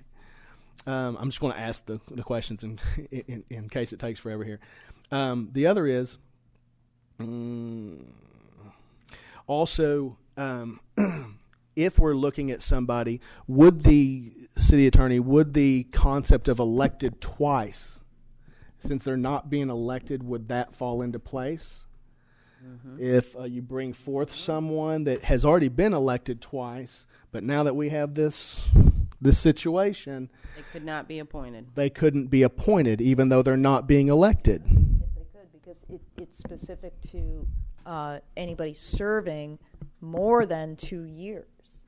So this position, if someone served 8 years, they could not be appointed to this because they would go beyond 8 years. But they're not elected. I'll just share that, what was just passed, that language, which was part of the loopholes and the problem language in some cases, it only says you can't be elected more than twice. Doesn't say anything about 8 years, doesn't say anything to that nature, and it says anybody serving, doesn't say elected, serving 2 or more years of somebody else's term can only be elected once. So it's silent to this particular situation because we have somebody that we're contemplating appointing for only 5 months. So that's kind of, there's no prohibition in that language that was on that charter in regards to this, even though they may have been elected already twice. No, we're talking about two different things. Okay. And I think you and I are talking about the same thing. If Commissioner Blucher, who served 2 4-year terms, was to ask to be appointed, because of the charter change, we could not appoint him because that would go beyond his served 2 terms or served 8 years total. I hear what you're saying, Vice Mayor. All I'm just trying to air is that the language that was on that ballot was very specific. They changed what the current charter says. It doesn't say serve anymore. It says specifically you can't be elected. If even let me just say that I think out of all people that we're looking at in respect of the voters and in respect of the situation, Commissioner Jones was termed out. He wasn't in an election that he lost or whatever. He was termed out, and sensibly, he would make sense to be in this position for 5 months because of the fact that he wasn't. Commissioner Blucher was termed out. We have tons of commissioners here in the city that were termed out. And I'm talking about as far as the ones that were here presently and serving and aware of the issues of today, or any of those other commissioners that have served in the past. But, contemplating people that were just in this election, you have 3 different commissioners that did not prevail for a second term. And so it's just for us to sit here and now appoint any one of those three, I think is something that we're going to hear from the community, and we need to hear from the community. And all I'm saying is that you have Commissioner Jones, who wasn't involved, he was termed out, and then you have other commissioners that have served in the past that know what being a commissioner is, that may be more of a neutral way of seeking applicants if we are going to do something as a point. I can't make City Attorney. Yeah, I'm not done yet. City Attorney, I want to ask you specifically, if we make a resolution, because I'm kind of feeling hogtied here. If we make a resolution to appoint, but yet we make it blank, and Commissioner McDowell and Vice Mayor Carusone bring forth their two people, my constituents tell me, the ones that speak up to me, would say, I don't want either one of those. Am I bound? Are we bound to appoint somebody if it's a resolution to appoint? Good point. No. Absolutely, City Attorney. No, you're never landlocked. The resolution would be like a motion like any other. Somebody makes a motion for all your consideration, your vote counts the same as everybody's. Your vote would be no. Commissioner Hanks, you still have the floor. I just want. Let me just make sure this was all answered. Okay, no, that's good for me. I think just real quick. Sorry, I'm so sorry. I'm still, because of the nature, I'm just going to go ahead and put it out there, because of the nature of how fast this is happening, the fact that we can't, and I agree with you, I don't want a special meeting. I mean, I'm very busy too. I spent my day in Orlando interviewing people and then had to rush here for the meeting. Made it with 3 minutes to spare to meet with the city attorney. So I agree. I don't have time for the other. With that being said, I personally probably would not even go this route. I believe we can work together. We've shown we can work together. I don't want to operate out of a fear or a concern that we can't. To me, that's a feeding ground to the fact that we can't. And I do believe that we can. We're even showing right now that we can be civil and be at complete polar opposites, and still be good among one another. So thank you. Commissioner McDowell. Well, I think at this point it's mute because Commissioner Hanks also said that special meeting wouldn't be prudent. I understand that y'all work, and I understand that this is a very important issue. May I make a proposition? I know you said you're really busy during the holidays, and the holidays are a special time for everybody. Let's vet this at the 13th meeting, and let's come back the Tuesday, January 3rd, right after the holidays, and talk about it again in a special whatever word meeting you want. Or it doesn't have to be the 3rd. I'm just pulling a date out. No, I'm just going back to now we're talking about it. No, and then we will, and that's when we take action. Yeah. To me, the minute you start rushing things is when it comes back to bite you in the hiney. And I don't want to have this bite me in the hiney. I really think that after that 13-hour meeting and showing that we can work together on this, that we got to have time to hear from the citizens of Northport as to what they want us to do about this 5th seat. Because not only is it new for us, it's new for them. And there are other people that could possibly be used in this situation that have only served one term and would be able to jump in with both feet and run. Yeah, they may not be completely up to date like former Mayor Moore is, but I'm sure they are following and are aware of what's going on in the city that may be able to want this. And they don't have to have served 2 terms because then we get into the charter thing that just got voted on in November. So I think it's more of served one term, they take this appointment 5 months, 3 months, 5 months, they're done. They cannot ever run again. So I think there might be somebody out there that fits that criteria that might also want to do this. But we really owe it to the people to really vet this correctly. If we rush it, I'm out. Sorry. City Attorney. Yes, Mayor, if there were some other questions that Commissioner Hanks had asked, if it's all right, I'd like to. Absolutely. You were asking about the qualifications, and assuming the process would be for anybody to be considered for the blank would fill out the typical City of Northport application, and that application would go to the city clerk, and the city clerk would then vet that application pursuant to the qualifications in the charter.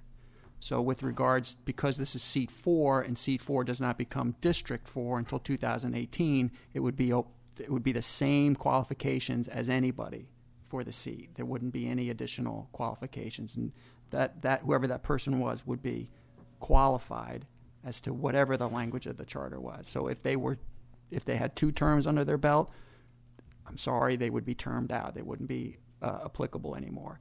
If they had 1 term, they presumably they could still serve. And that just, I know you know this, just let me repeat it. It's the serving language is less than 2 years. If you serve more than 2 years of somebody's term, then that operates to prevent you from running another term.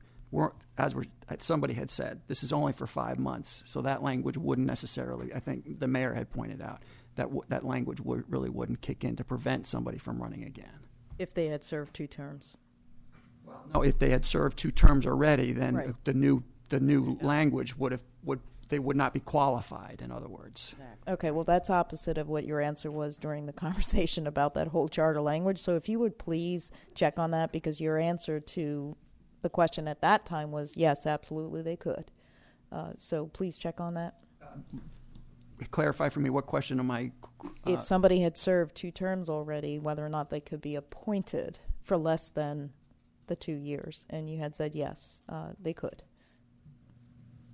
What I'm saying is anybody who's going to be suggested to fill the role would need to be qualified through the clerk's typical process if somebody were running in an election.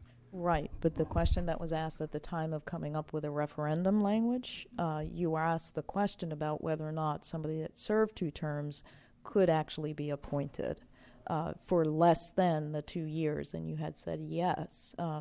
The way the language was presented, that would leave the opportunity. Now you're saying no, they couldn't, so I'm just saying, can you please double check on that? I will double check that. Thank yes, you. Was that it, City Attorney? yes, ma'am. Okay. Commissioner Hanks. Again, I really feel, because of how fast this is going to have to take place to even be relevant for us, I feel it's an impossible decision, because it's going to become a matter of who I want to sit, and not, or you, and not a matter of who the people are, because I don't have the time, even feasible, to truly speak with my constituents and not only find somebody that maybe wants to. I mean, because here we're having a meeting. I don't see the news here, so it's not going to be reported for people to read as of right this second.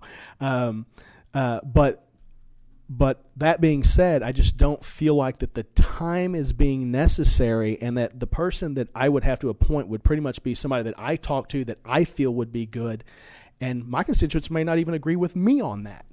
And so because of that, I just feel like this is an impossible decision to make. I truly believe that, and I have full confidence and faith in each one of us that we can get through these 5 months. And I mean, I just have full confidence in it. Thank you.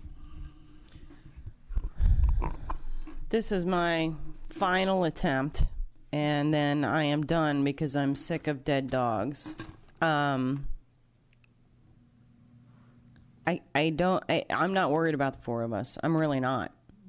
What I'm worried about is the mayor gets in an accident, I have to go in for surgery, and you and Commissioner McDowell are left here, and that charter says you need 3 votes in order to pass a resolution.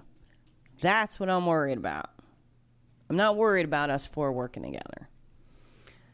I'm worried about that for a mere 5 months. And if we have a meeting to discuss, then we have a meeting to have a resolution, then we're into February, and then there's no sense because it's only 2 months. And so this is all of what I'm thinking of. To appoint someone who was here 20 years ago does not make sense to me. I think that they're not up to date. To appoint someone who is not up to speed in any sense of the imagination is not acceptable. I think to appoint someone who has never, ever had a day in this office is not acceptable. And I think that appointing someone that is in the current election cycle for March and May is not acceptable. Or even considering. I'm saying all these are not acceptable to me.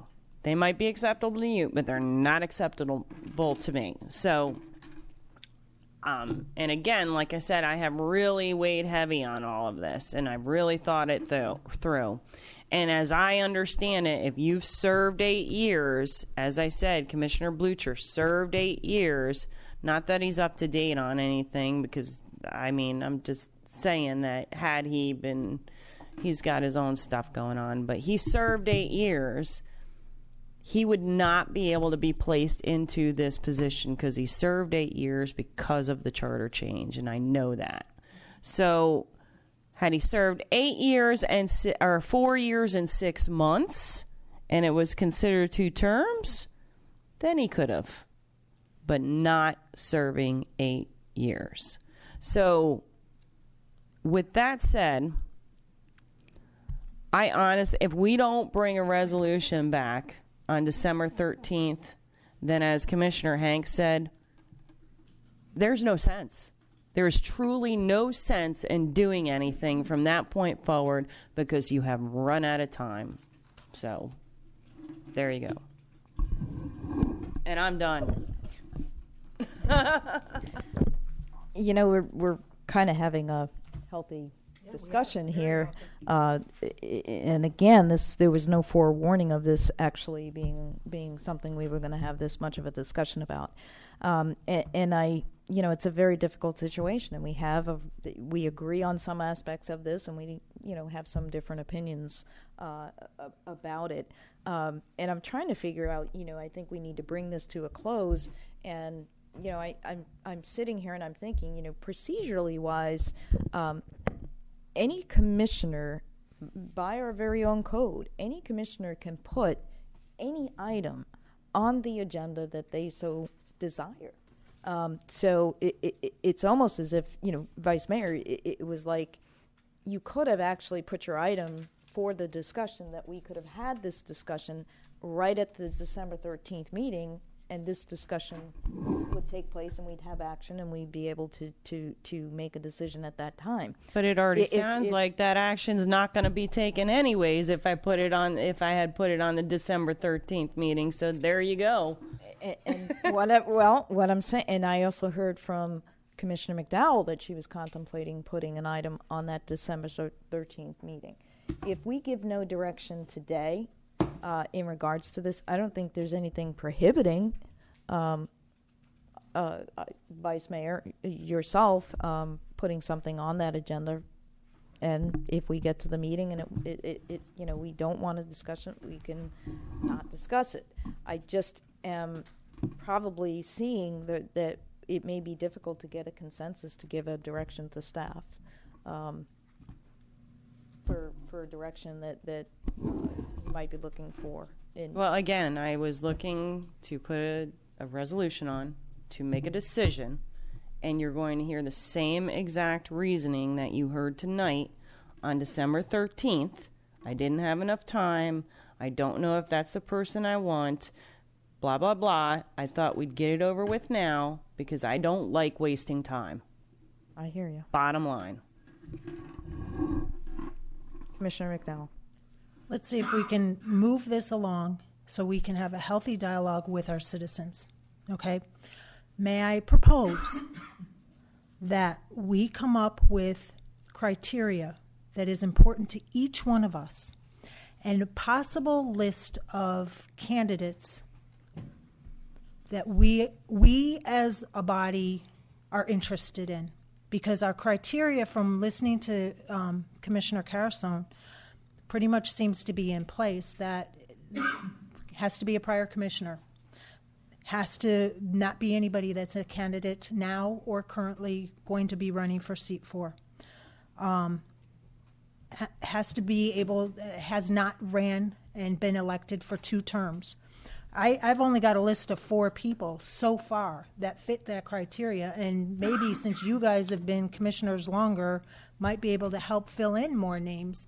And we think about these specific people so that when we come back on the 13th and we have citizen input on the 13th, we can reach a decision of either, yes, we're going to appoint somebody at that date, or no, this is a moot point.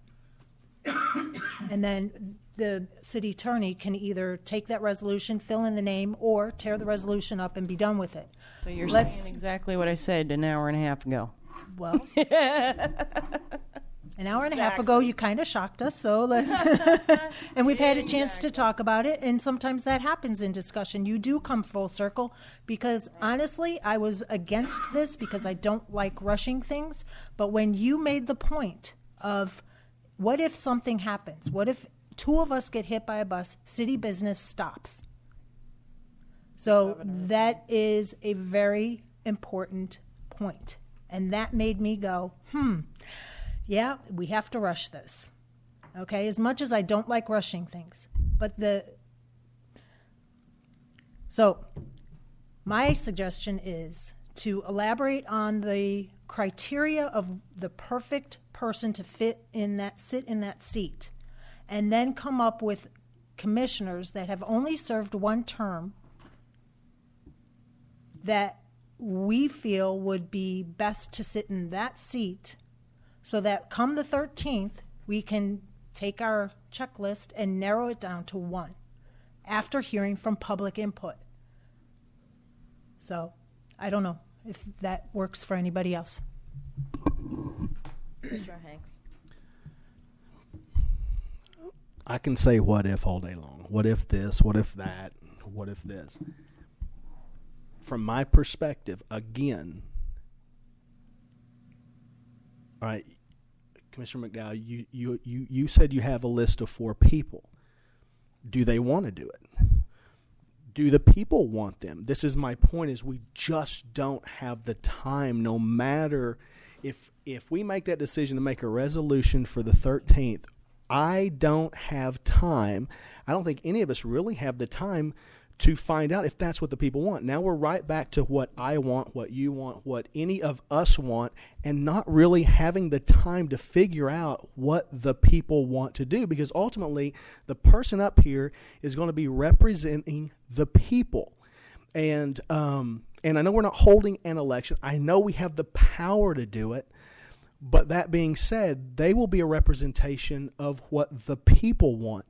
And I have a problem with the fact this is going to be rushed. Like I said, we can say what if all day long, but it's ultimately going to be what you even mentioned it. You said who we feel, and I agree with the qualifications. I do agree with that, but I still don't feel that I have time for my constituents to let me know what they feel. I just don't have the time for that. If we had, well, I guess now we're getting back into whether or not there was the time for the appointments or what have you. But I just don't feel like this is given the ample opportunities to do what is necessary. And again, like Vice Mayor Carusone said, we're not concerned about working together. Anything can happen. We could the world could just come to an end. I mean, and none of it would matter. What if, and but I just really don't feel like this is way too fast. And so, yeah, I mean, I think my answer is pretty much going to stay the same on even bringing the resolution. And if we do it on the 13th, it's still going to be the same because I still wouldn't have had the time. Commissioner McDowell. This is why the people elected us. They elected us because they felt confident in us to be able to make hard decisions. And I truly appreciate wanting to hear from the citizens. And I think on the 13th, we will have that opportunity to hear from the citizens. But reviewing my list, each one of them did not get reelected for some reason or another. And that's also a concern of mine because the citizens spoke when they decided not to reelect them. So I'm back to square one, and I just don't quite know.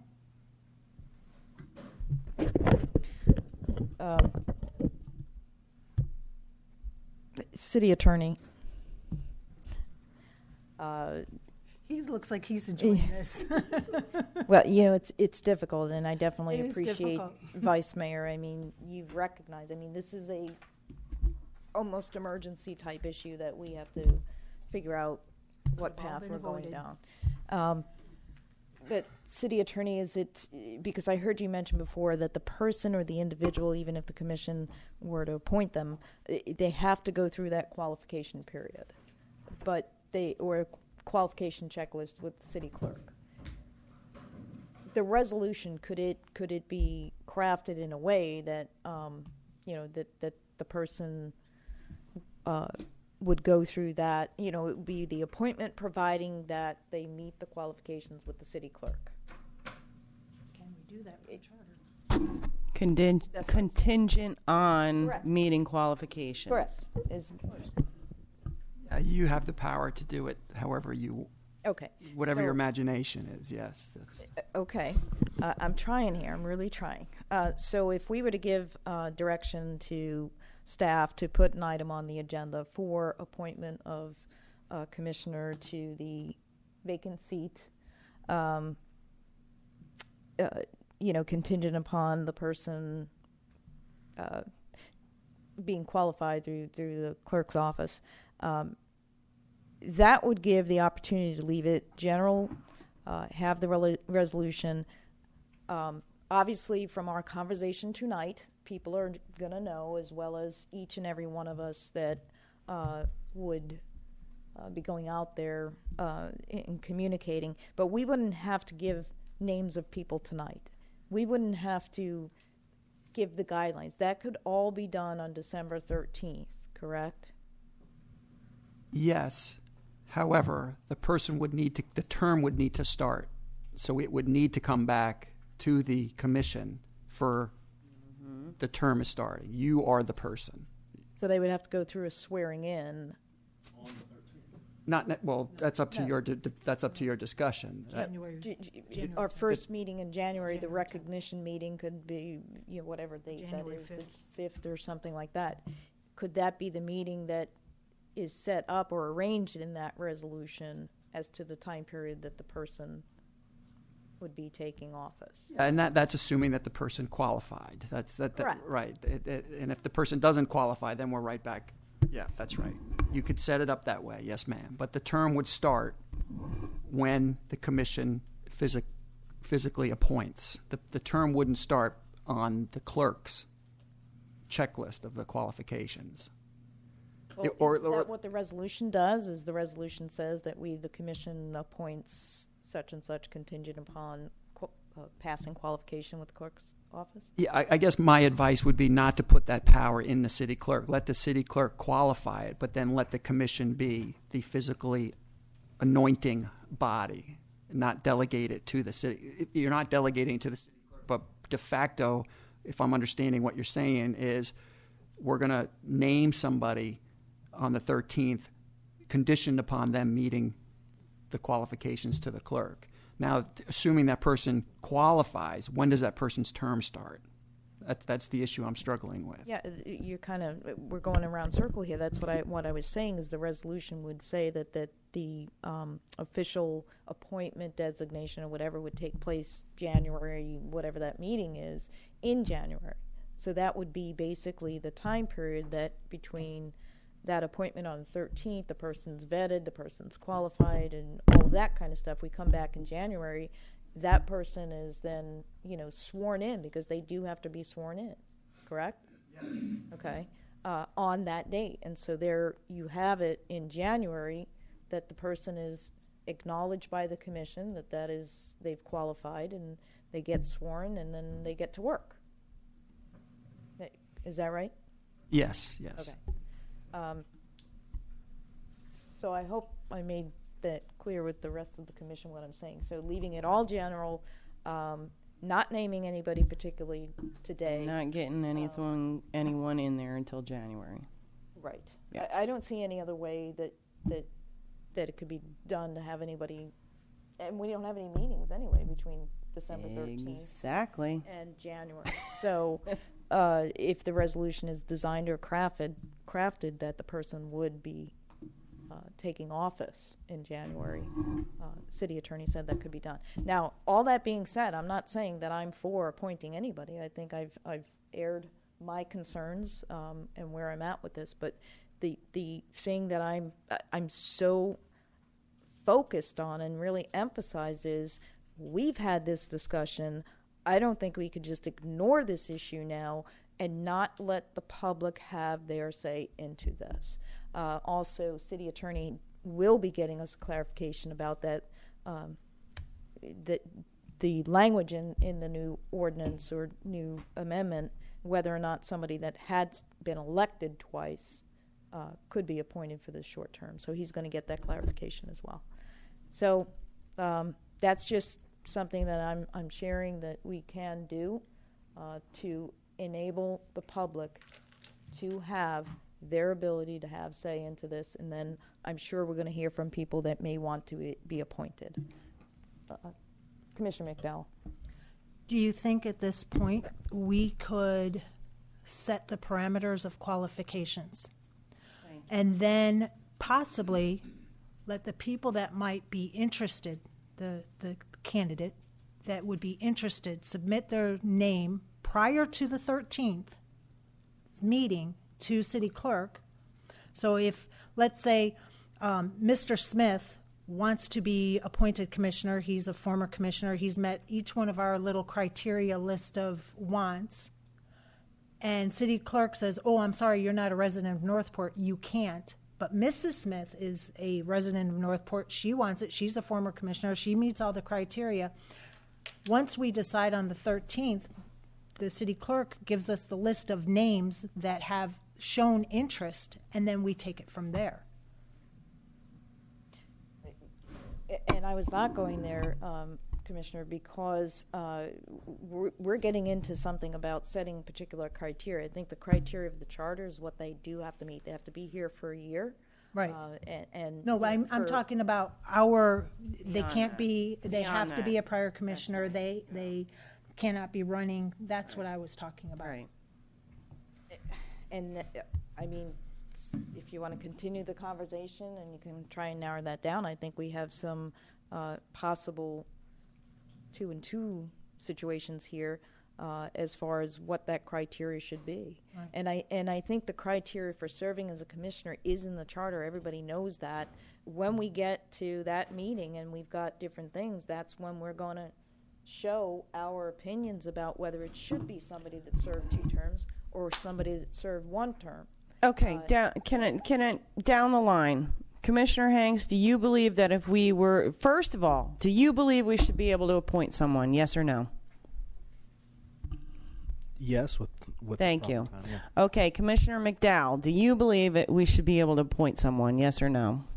Honestly, I don't, because I really believe it's up to the citizens. No, thank you. Okay, now Commissioner Yates, do you believe that we should be able to appoint someone? Yes or no? No. There you go. 2-2. It's a failed issue. Let's not rehash this thing on December 13th, and then again in January, and then again in February.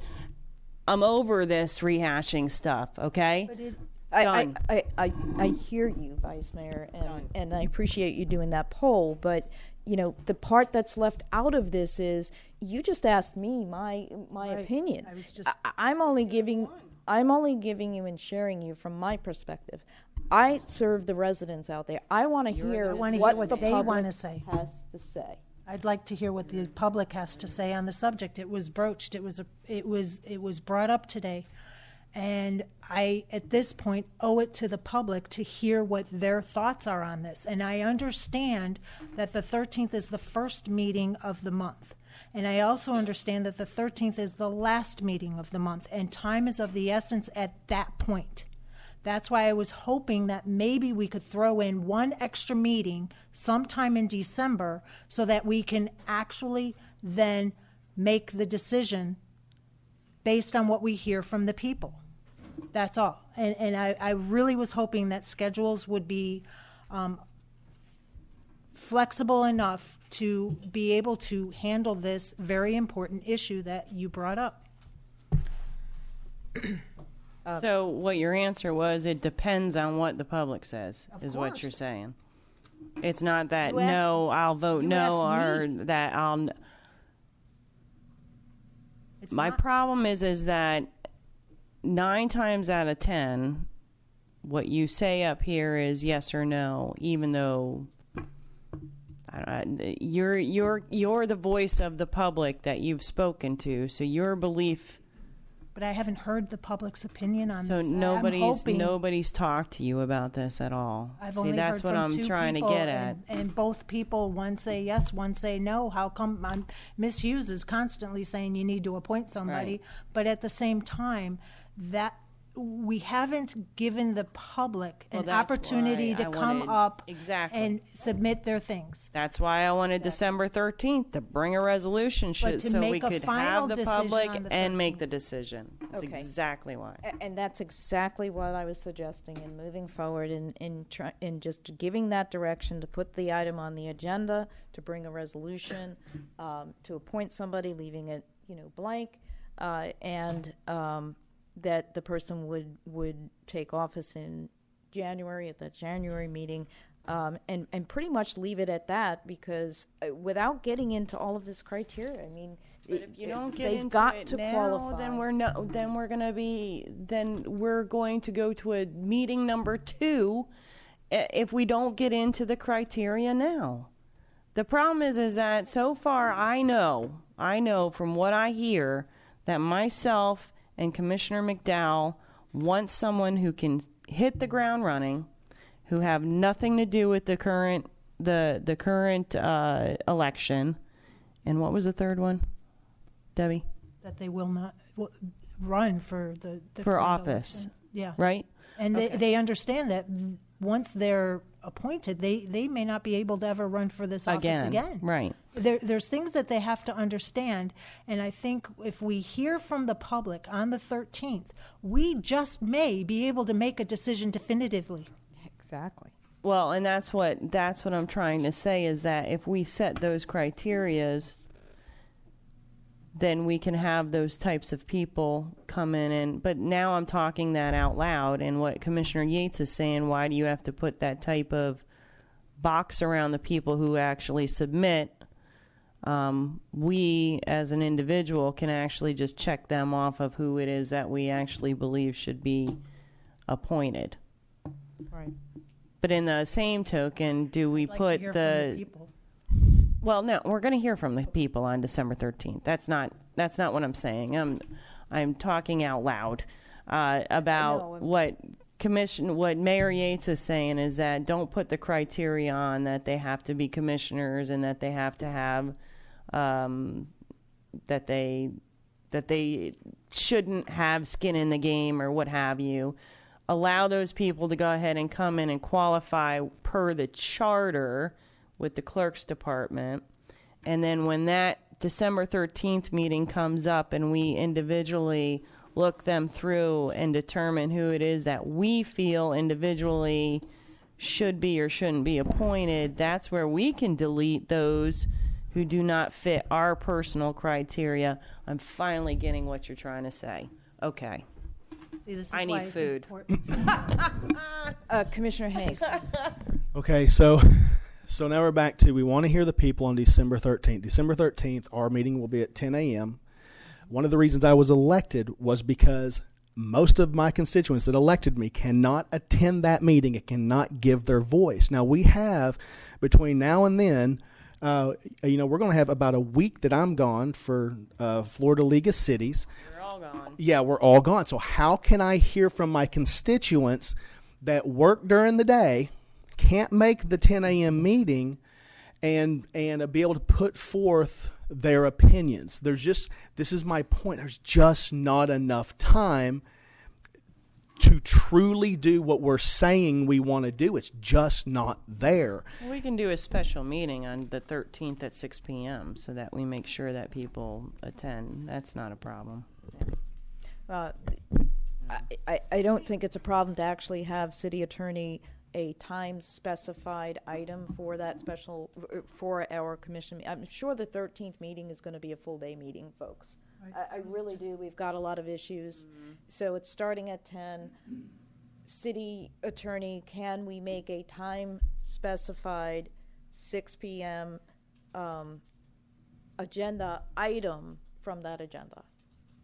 Yes, recognizing that if we're in the middle of something, we're going to stop it and start whatever that Exactly. is. Yes. Exactly. Like So we that did with we road and drainage. exactly, and that'll give the opportunity that we can address. I think we're in for the long haul for that meeting.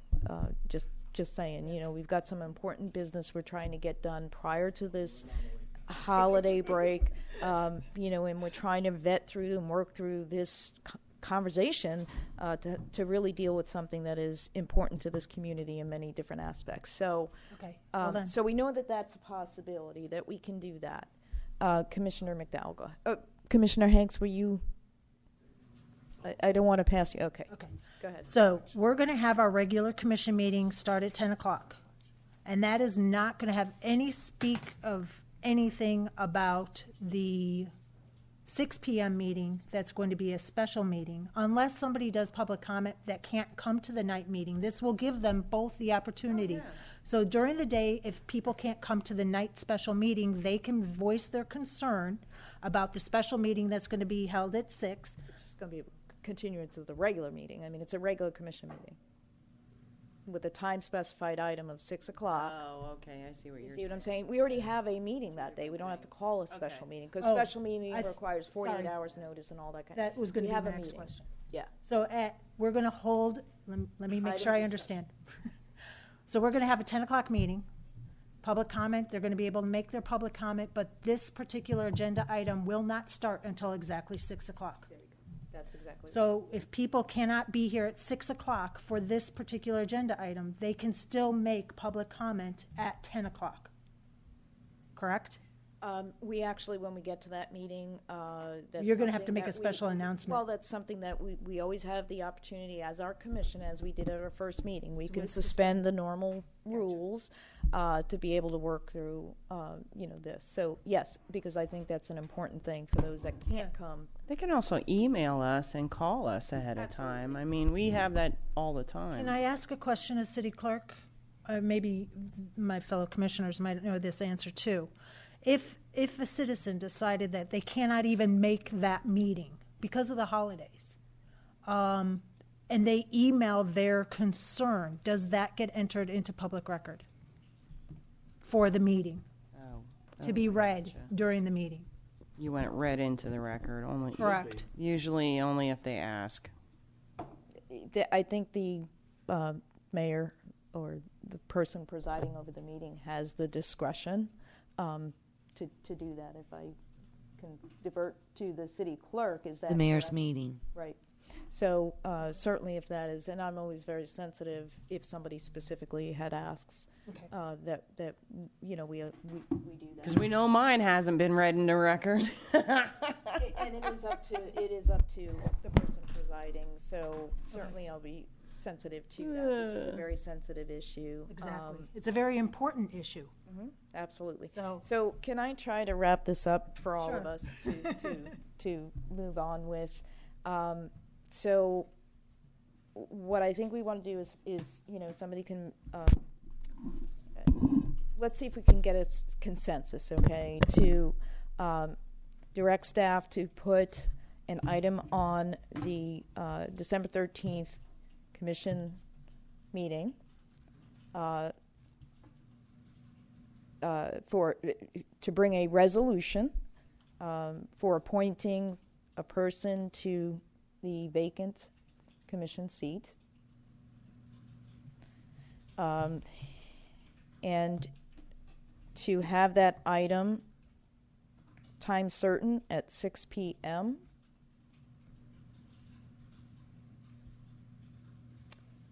And the city clerk will also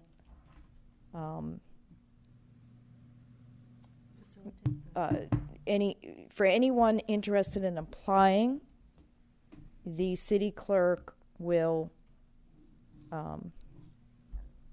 qualify the charter provisions for serving as a commissioner. And So what you're saying is that they have to come into the city clerk and qualify first before they get on a list that will be presented to us on December 13th. That's what you're saying. yeah, Thank you. yes, right, and that's directing that the clerk will do that, for anybody interested in applying. So, yeah, that's what I'm hearing. Trying to take everybody's input in. Commissioner Hanks, did you have? Yeah, I do. My only question with that, and it just came to me as we were talking. If Commissioner McDowell has 4 people, Commissioner Carusone or Vice Mayor Carusone has a few people, I have a few people, you have a few people, Mayor, and we bring those forth December 13th. they have to come in beforehand Right.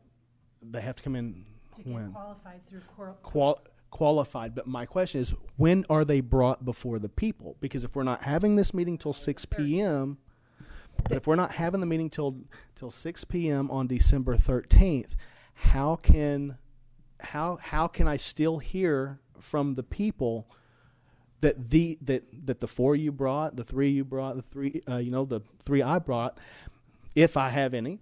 How can I still hear from the people that those are the ones that are wanted if it's last minute? I hear what you're saying, and That so makes sense.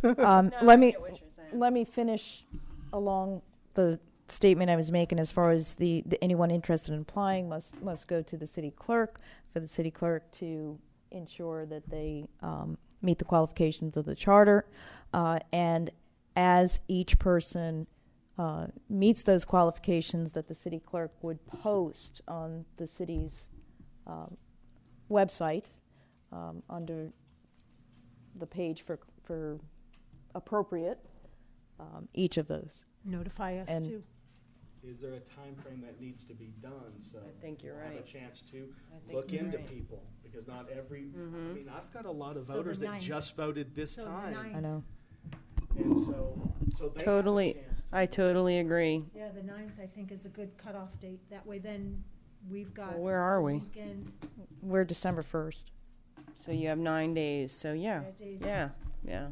We have a weekend. It's something that has to be moved on, and I'm sure we're gonna hear very quickly based on, Mrs. Smith, no, heck no, or yeah. Yeah, I agree. Would that satisfy you if we have that list by Friday, 5 o'clock? And that way then we have the weekend and. Monday. And Tuesday we'll hear from the people, or they can email too. I like it. Yeah. Well, I've already expressed my concern with the whole thing. I probably will not be the first dissenting vote because I do believe this is an important issue to be brought forth. But again, I have those concerns with them having time. I can't tell you what is a good time for them because like like you, Vice Mayor, you have to work. You know, your schedule's busy. My schedule's busy in this transition coming into this. I don't know how busy Mr. Kitties is or anybody else that will be out there. Sorry, I just mentioned you because I looked up and you were there. You know, what the constituents are. So that is my concern. That does not mean that I'm not going to support that's it. with any subject, any meeting. I mean, Let me just say that this is different than, you know, the election, because with the election there's certain other things you would have to do for petitioning and so on. All we're talking about is being qualified to serve as a commissioner, which is, I mean, the section is very short, and I think the only thing in there really is you have to be a year resident. Yep. But we're also talking about selecting on that day that person. yes. Correct. Or not selecting anyone, however that comes out. We may and we may not, because again, this, and I've shared my concerns about appointing to begin with, and you know, whether or not we can by the charter, whether or not that's really what we want to do, and I shared my thoughts on that. So anything can happen at that meeting. It's allowing the public to do it, and you know, again, they've got to they've got to be a year resident, and that's something the clerk would be verifying. And then, you know, I think people will have to use their own practical, you know, if they really want to do this, and then probably they're going to be providing their I don't feel that we need to get into saying that they should give us you know, a portfolio or a whole people are going to do what they feel that they need to do if they truly want to be appointed to this position. So was there a consensus? well, it was. I don't know if you got tweaked the part that was added as far as anyone interested would have to come to you. We have that. Okay, you've got that, and that you would be posting those on the website, you know, with the deadline of December 9th. Mm-hmm. I think that was. Could we get clarification as to which staff you're directing to do the resolution? Oh. Well, and that's what I'm not sure of, because we have the city attorney, we have city clerk. You know, when we say staff, I think that's A really resolution of this nature would go to the city attorney, bottom line. And he'll probably have to work with city clerk on it too. So let's just say city attorney.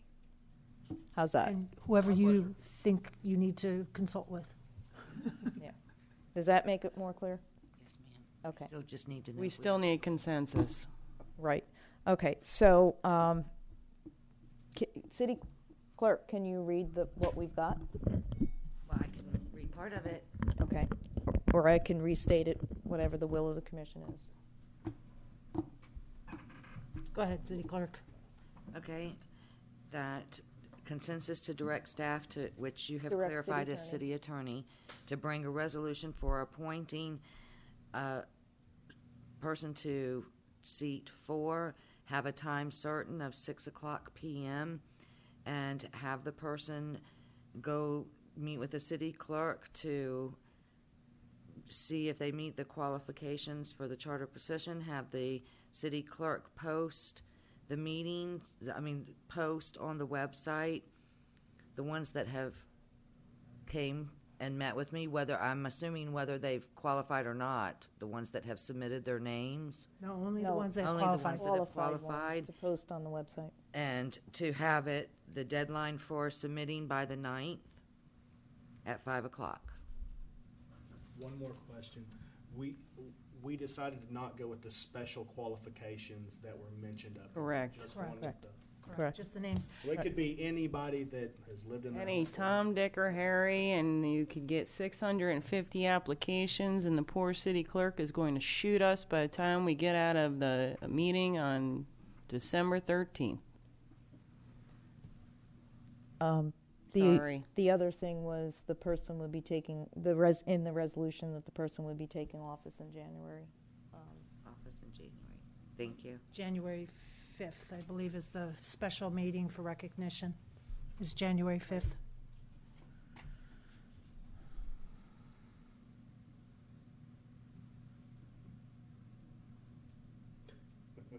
Okay, was there another question? Waiting for the Oh, okay. I'm going to wait till after consensus, and then I'm going to give you my magic ball series because this is Okay. just agitating me, but go on. All right. So do we all have agreements in that direction Yes. Yes. to do this? Okay. Yes. And yes. So we Let's have a hear from the people. consensus. My concern is that I have heard two commissioners here clearly state that they're either A, don't believe in voting on this because there's not enough time, or B, they don't believe in it because the charter doesn't allow it. And so we're going to hear this same conversation for 2 hours. We're going to have another 2 hours vetting out the people. Then we're going to have another 2 hours of the public coming up and giving them their opinion, only to go to the solution of this being squashed. And that's what my concern is.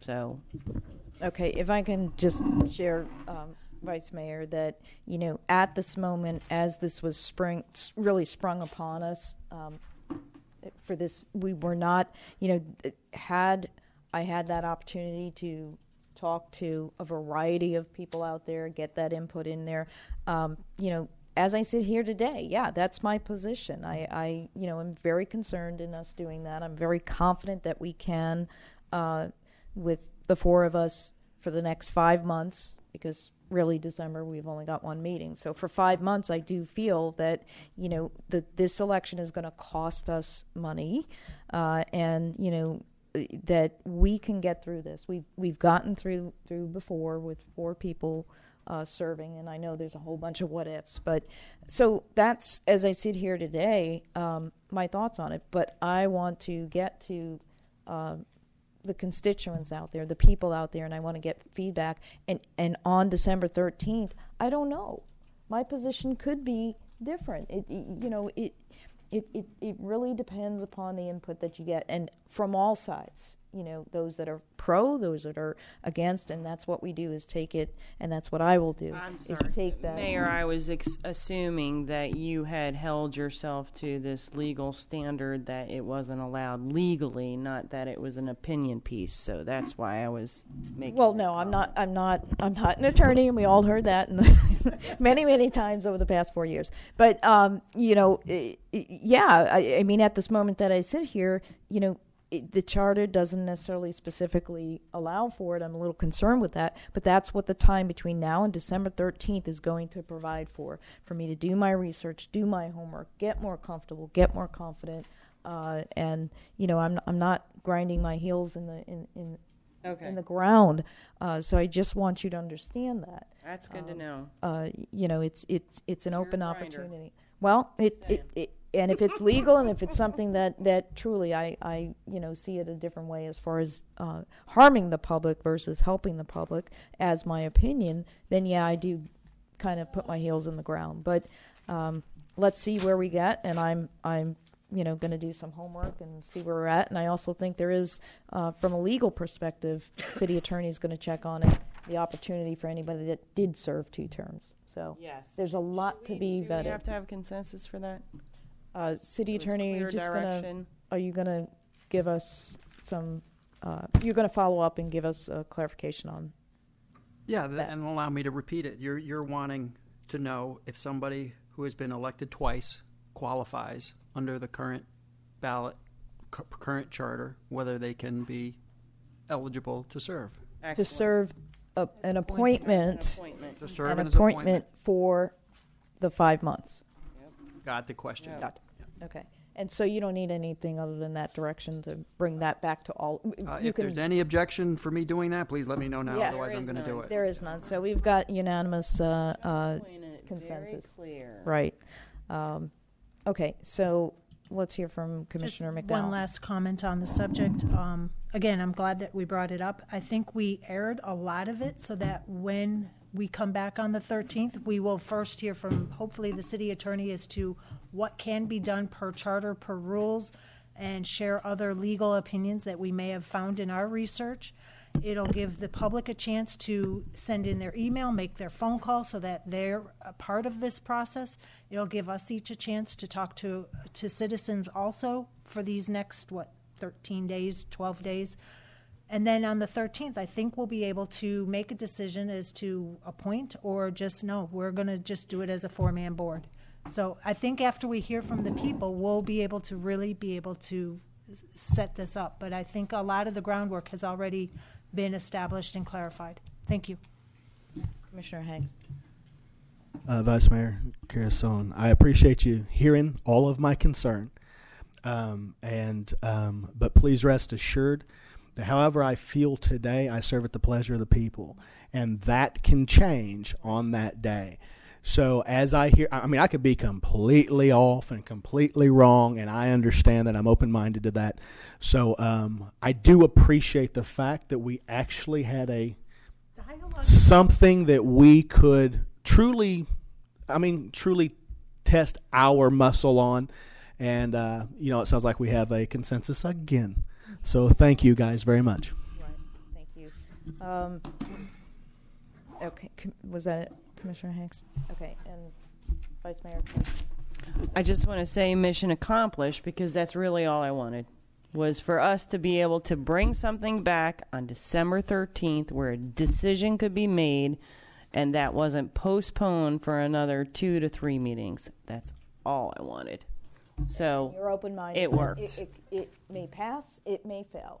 Oh, I know, but I know you're open. Absolutely. Whatever way. Just as long as it's vetted correctly with the public, as you said, but an action can be taken, and that we're not discussing to discuss to discuss. That's all. I appreciate the fact that this was something that was kind of like we had to jump on and really discuss. So talking it through really gave us all an opportunity to ask our questions, hear the answers, and talk about it. And that's what our job is. So good job, everybody. Right. Again. Right. And, exactly. And, we're dealing with the issues that are presented to us, and certainly was out of the norm, out of the procedure, out of the, but it's an issue that's sensitive to the community, urgent to the community. We work through it, and, I think, that's what we need to do. We have to improvise when the situations really require us to work together to come up with something. So, it's all about getting that discussion, and we didn't make any votes today as far as things that maybe people would have been upset for us to make decisions on. So this is all about just bringing the conversation. Thank you, Vice Mayor. Thank you all for the very healthy. Thank you, everyone. Dialogue. City Attorney, I think you have your direction and as well. And also, please don't wait till the 13th to get us that answer. So as soon as you've got it, please send that to us. Okay. Right. Right. I just want to make sure that you don't wait until the 13th. Okay. And after a very long and different recognition meeting, before we end, I don't want to go without saying to remind everybody, City Manager, please feel free to add any details. But tomorrow we have the tree lighting and Poinsettia Festival that is starting at 6 o'clock here at City Hall. It's going to be great. Probably won't have snow, but we'll just think chilly, I guess. So we've got that going on, and then also the strategic planning. Why won't we have snow? Whoa. Let's vote on it. Do we have a consensus for snow? No, we've always had fake snow. Do we really not do the fake snow anymore? We haven't done this fake snow in years since we started having issues with people throwing ice chunks at each other. So, all right, so let's not get into another conversation. You got to blame me all the time. All right. We bring another resolution for snow. Well, perfect. Vice Mayor and Commissioner Hanks, we have our strategic planning session coming, which I wanted to remind everybody, December. You're going to say we can throw it at each other. Okay. December 6th. So that has taken place Tuesday, December 6th. We will see you all then. And then reminder about the recycling. Oh, okay. Thank you, City Manager, for clarifying that that's not really why. Couldn't hear you in the mic there, but Recycling totes, the deadline for the pre-orders on those is coming up December 5th, just as a reminder, the new recycling program. And so everybody get your pre-orders in. If not, call the Public Works Department and they'll get you straightened out. Still on no snow, so. Maybe it'll get cold enough. Yeah. Severely Again, disappointed strategic in that. planning. And with that, does anybody have anything else before we adjourn this meeting? Didn't I give do just enough? want to say that I will not be able to make that, and I just wanted to tell the people. Of course, Strategic planning? no, yeah, I'll make that because I want snow. Oh, I was gonna say. But no, the tree lighting ceremony, I do have a previous engagement. I just want to apologize to the people of our city, and but it was something that was planned way far in advance, and thank you. We can always find someone that can put a mask on and pretend it's you. Bald spot, right? Yeah. All right, since I'm about 45 minutes late to where I had to be, let's go ahead and adjourn this meeting. Thanks, guys. Sorry, guys. It's my fault. So? I'll take it.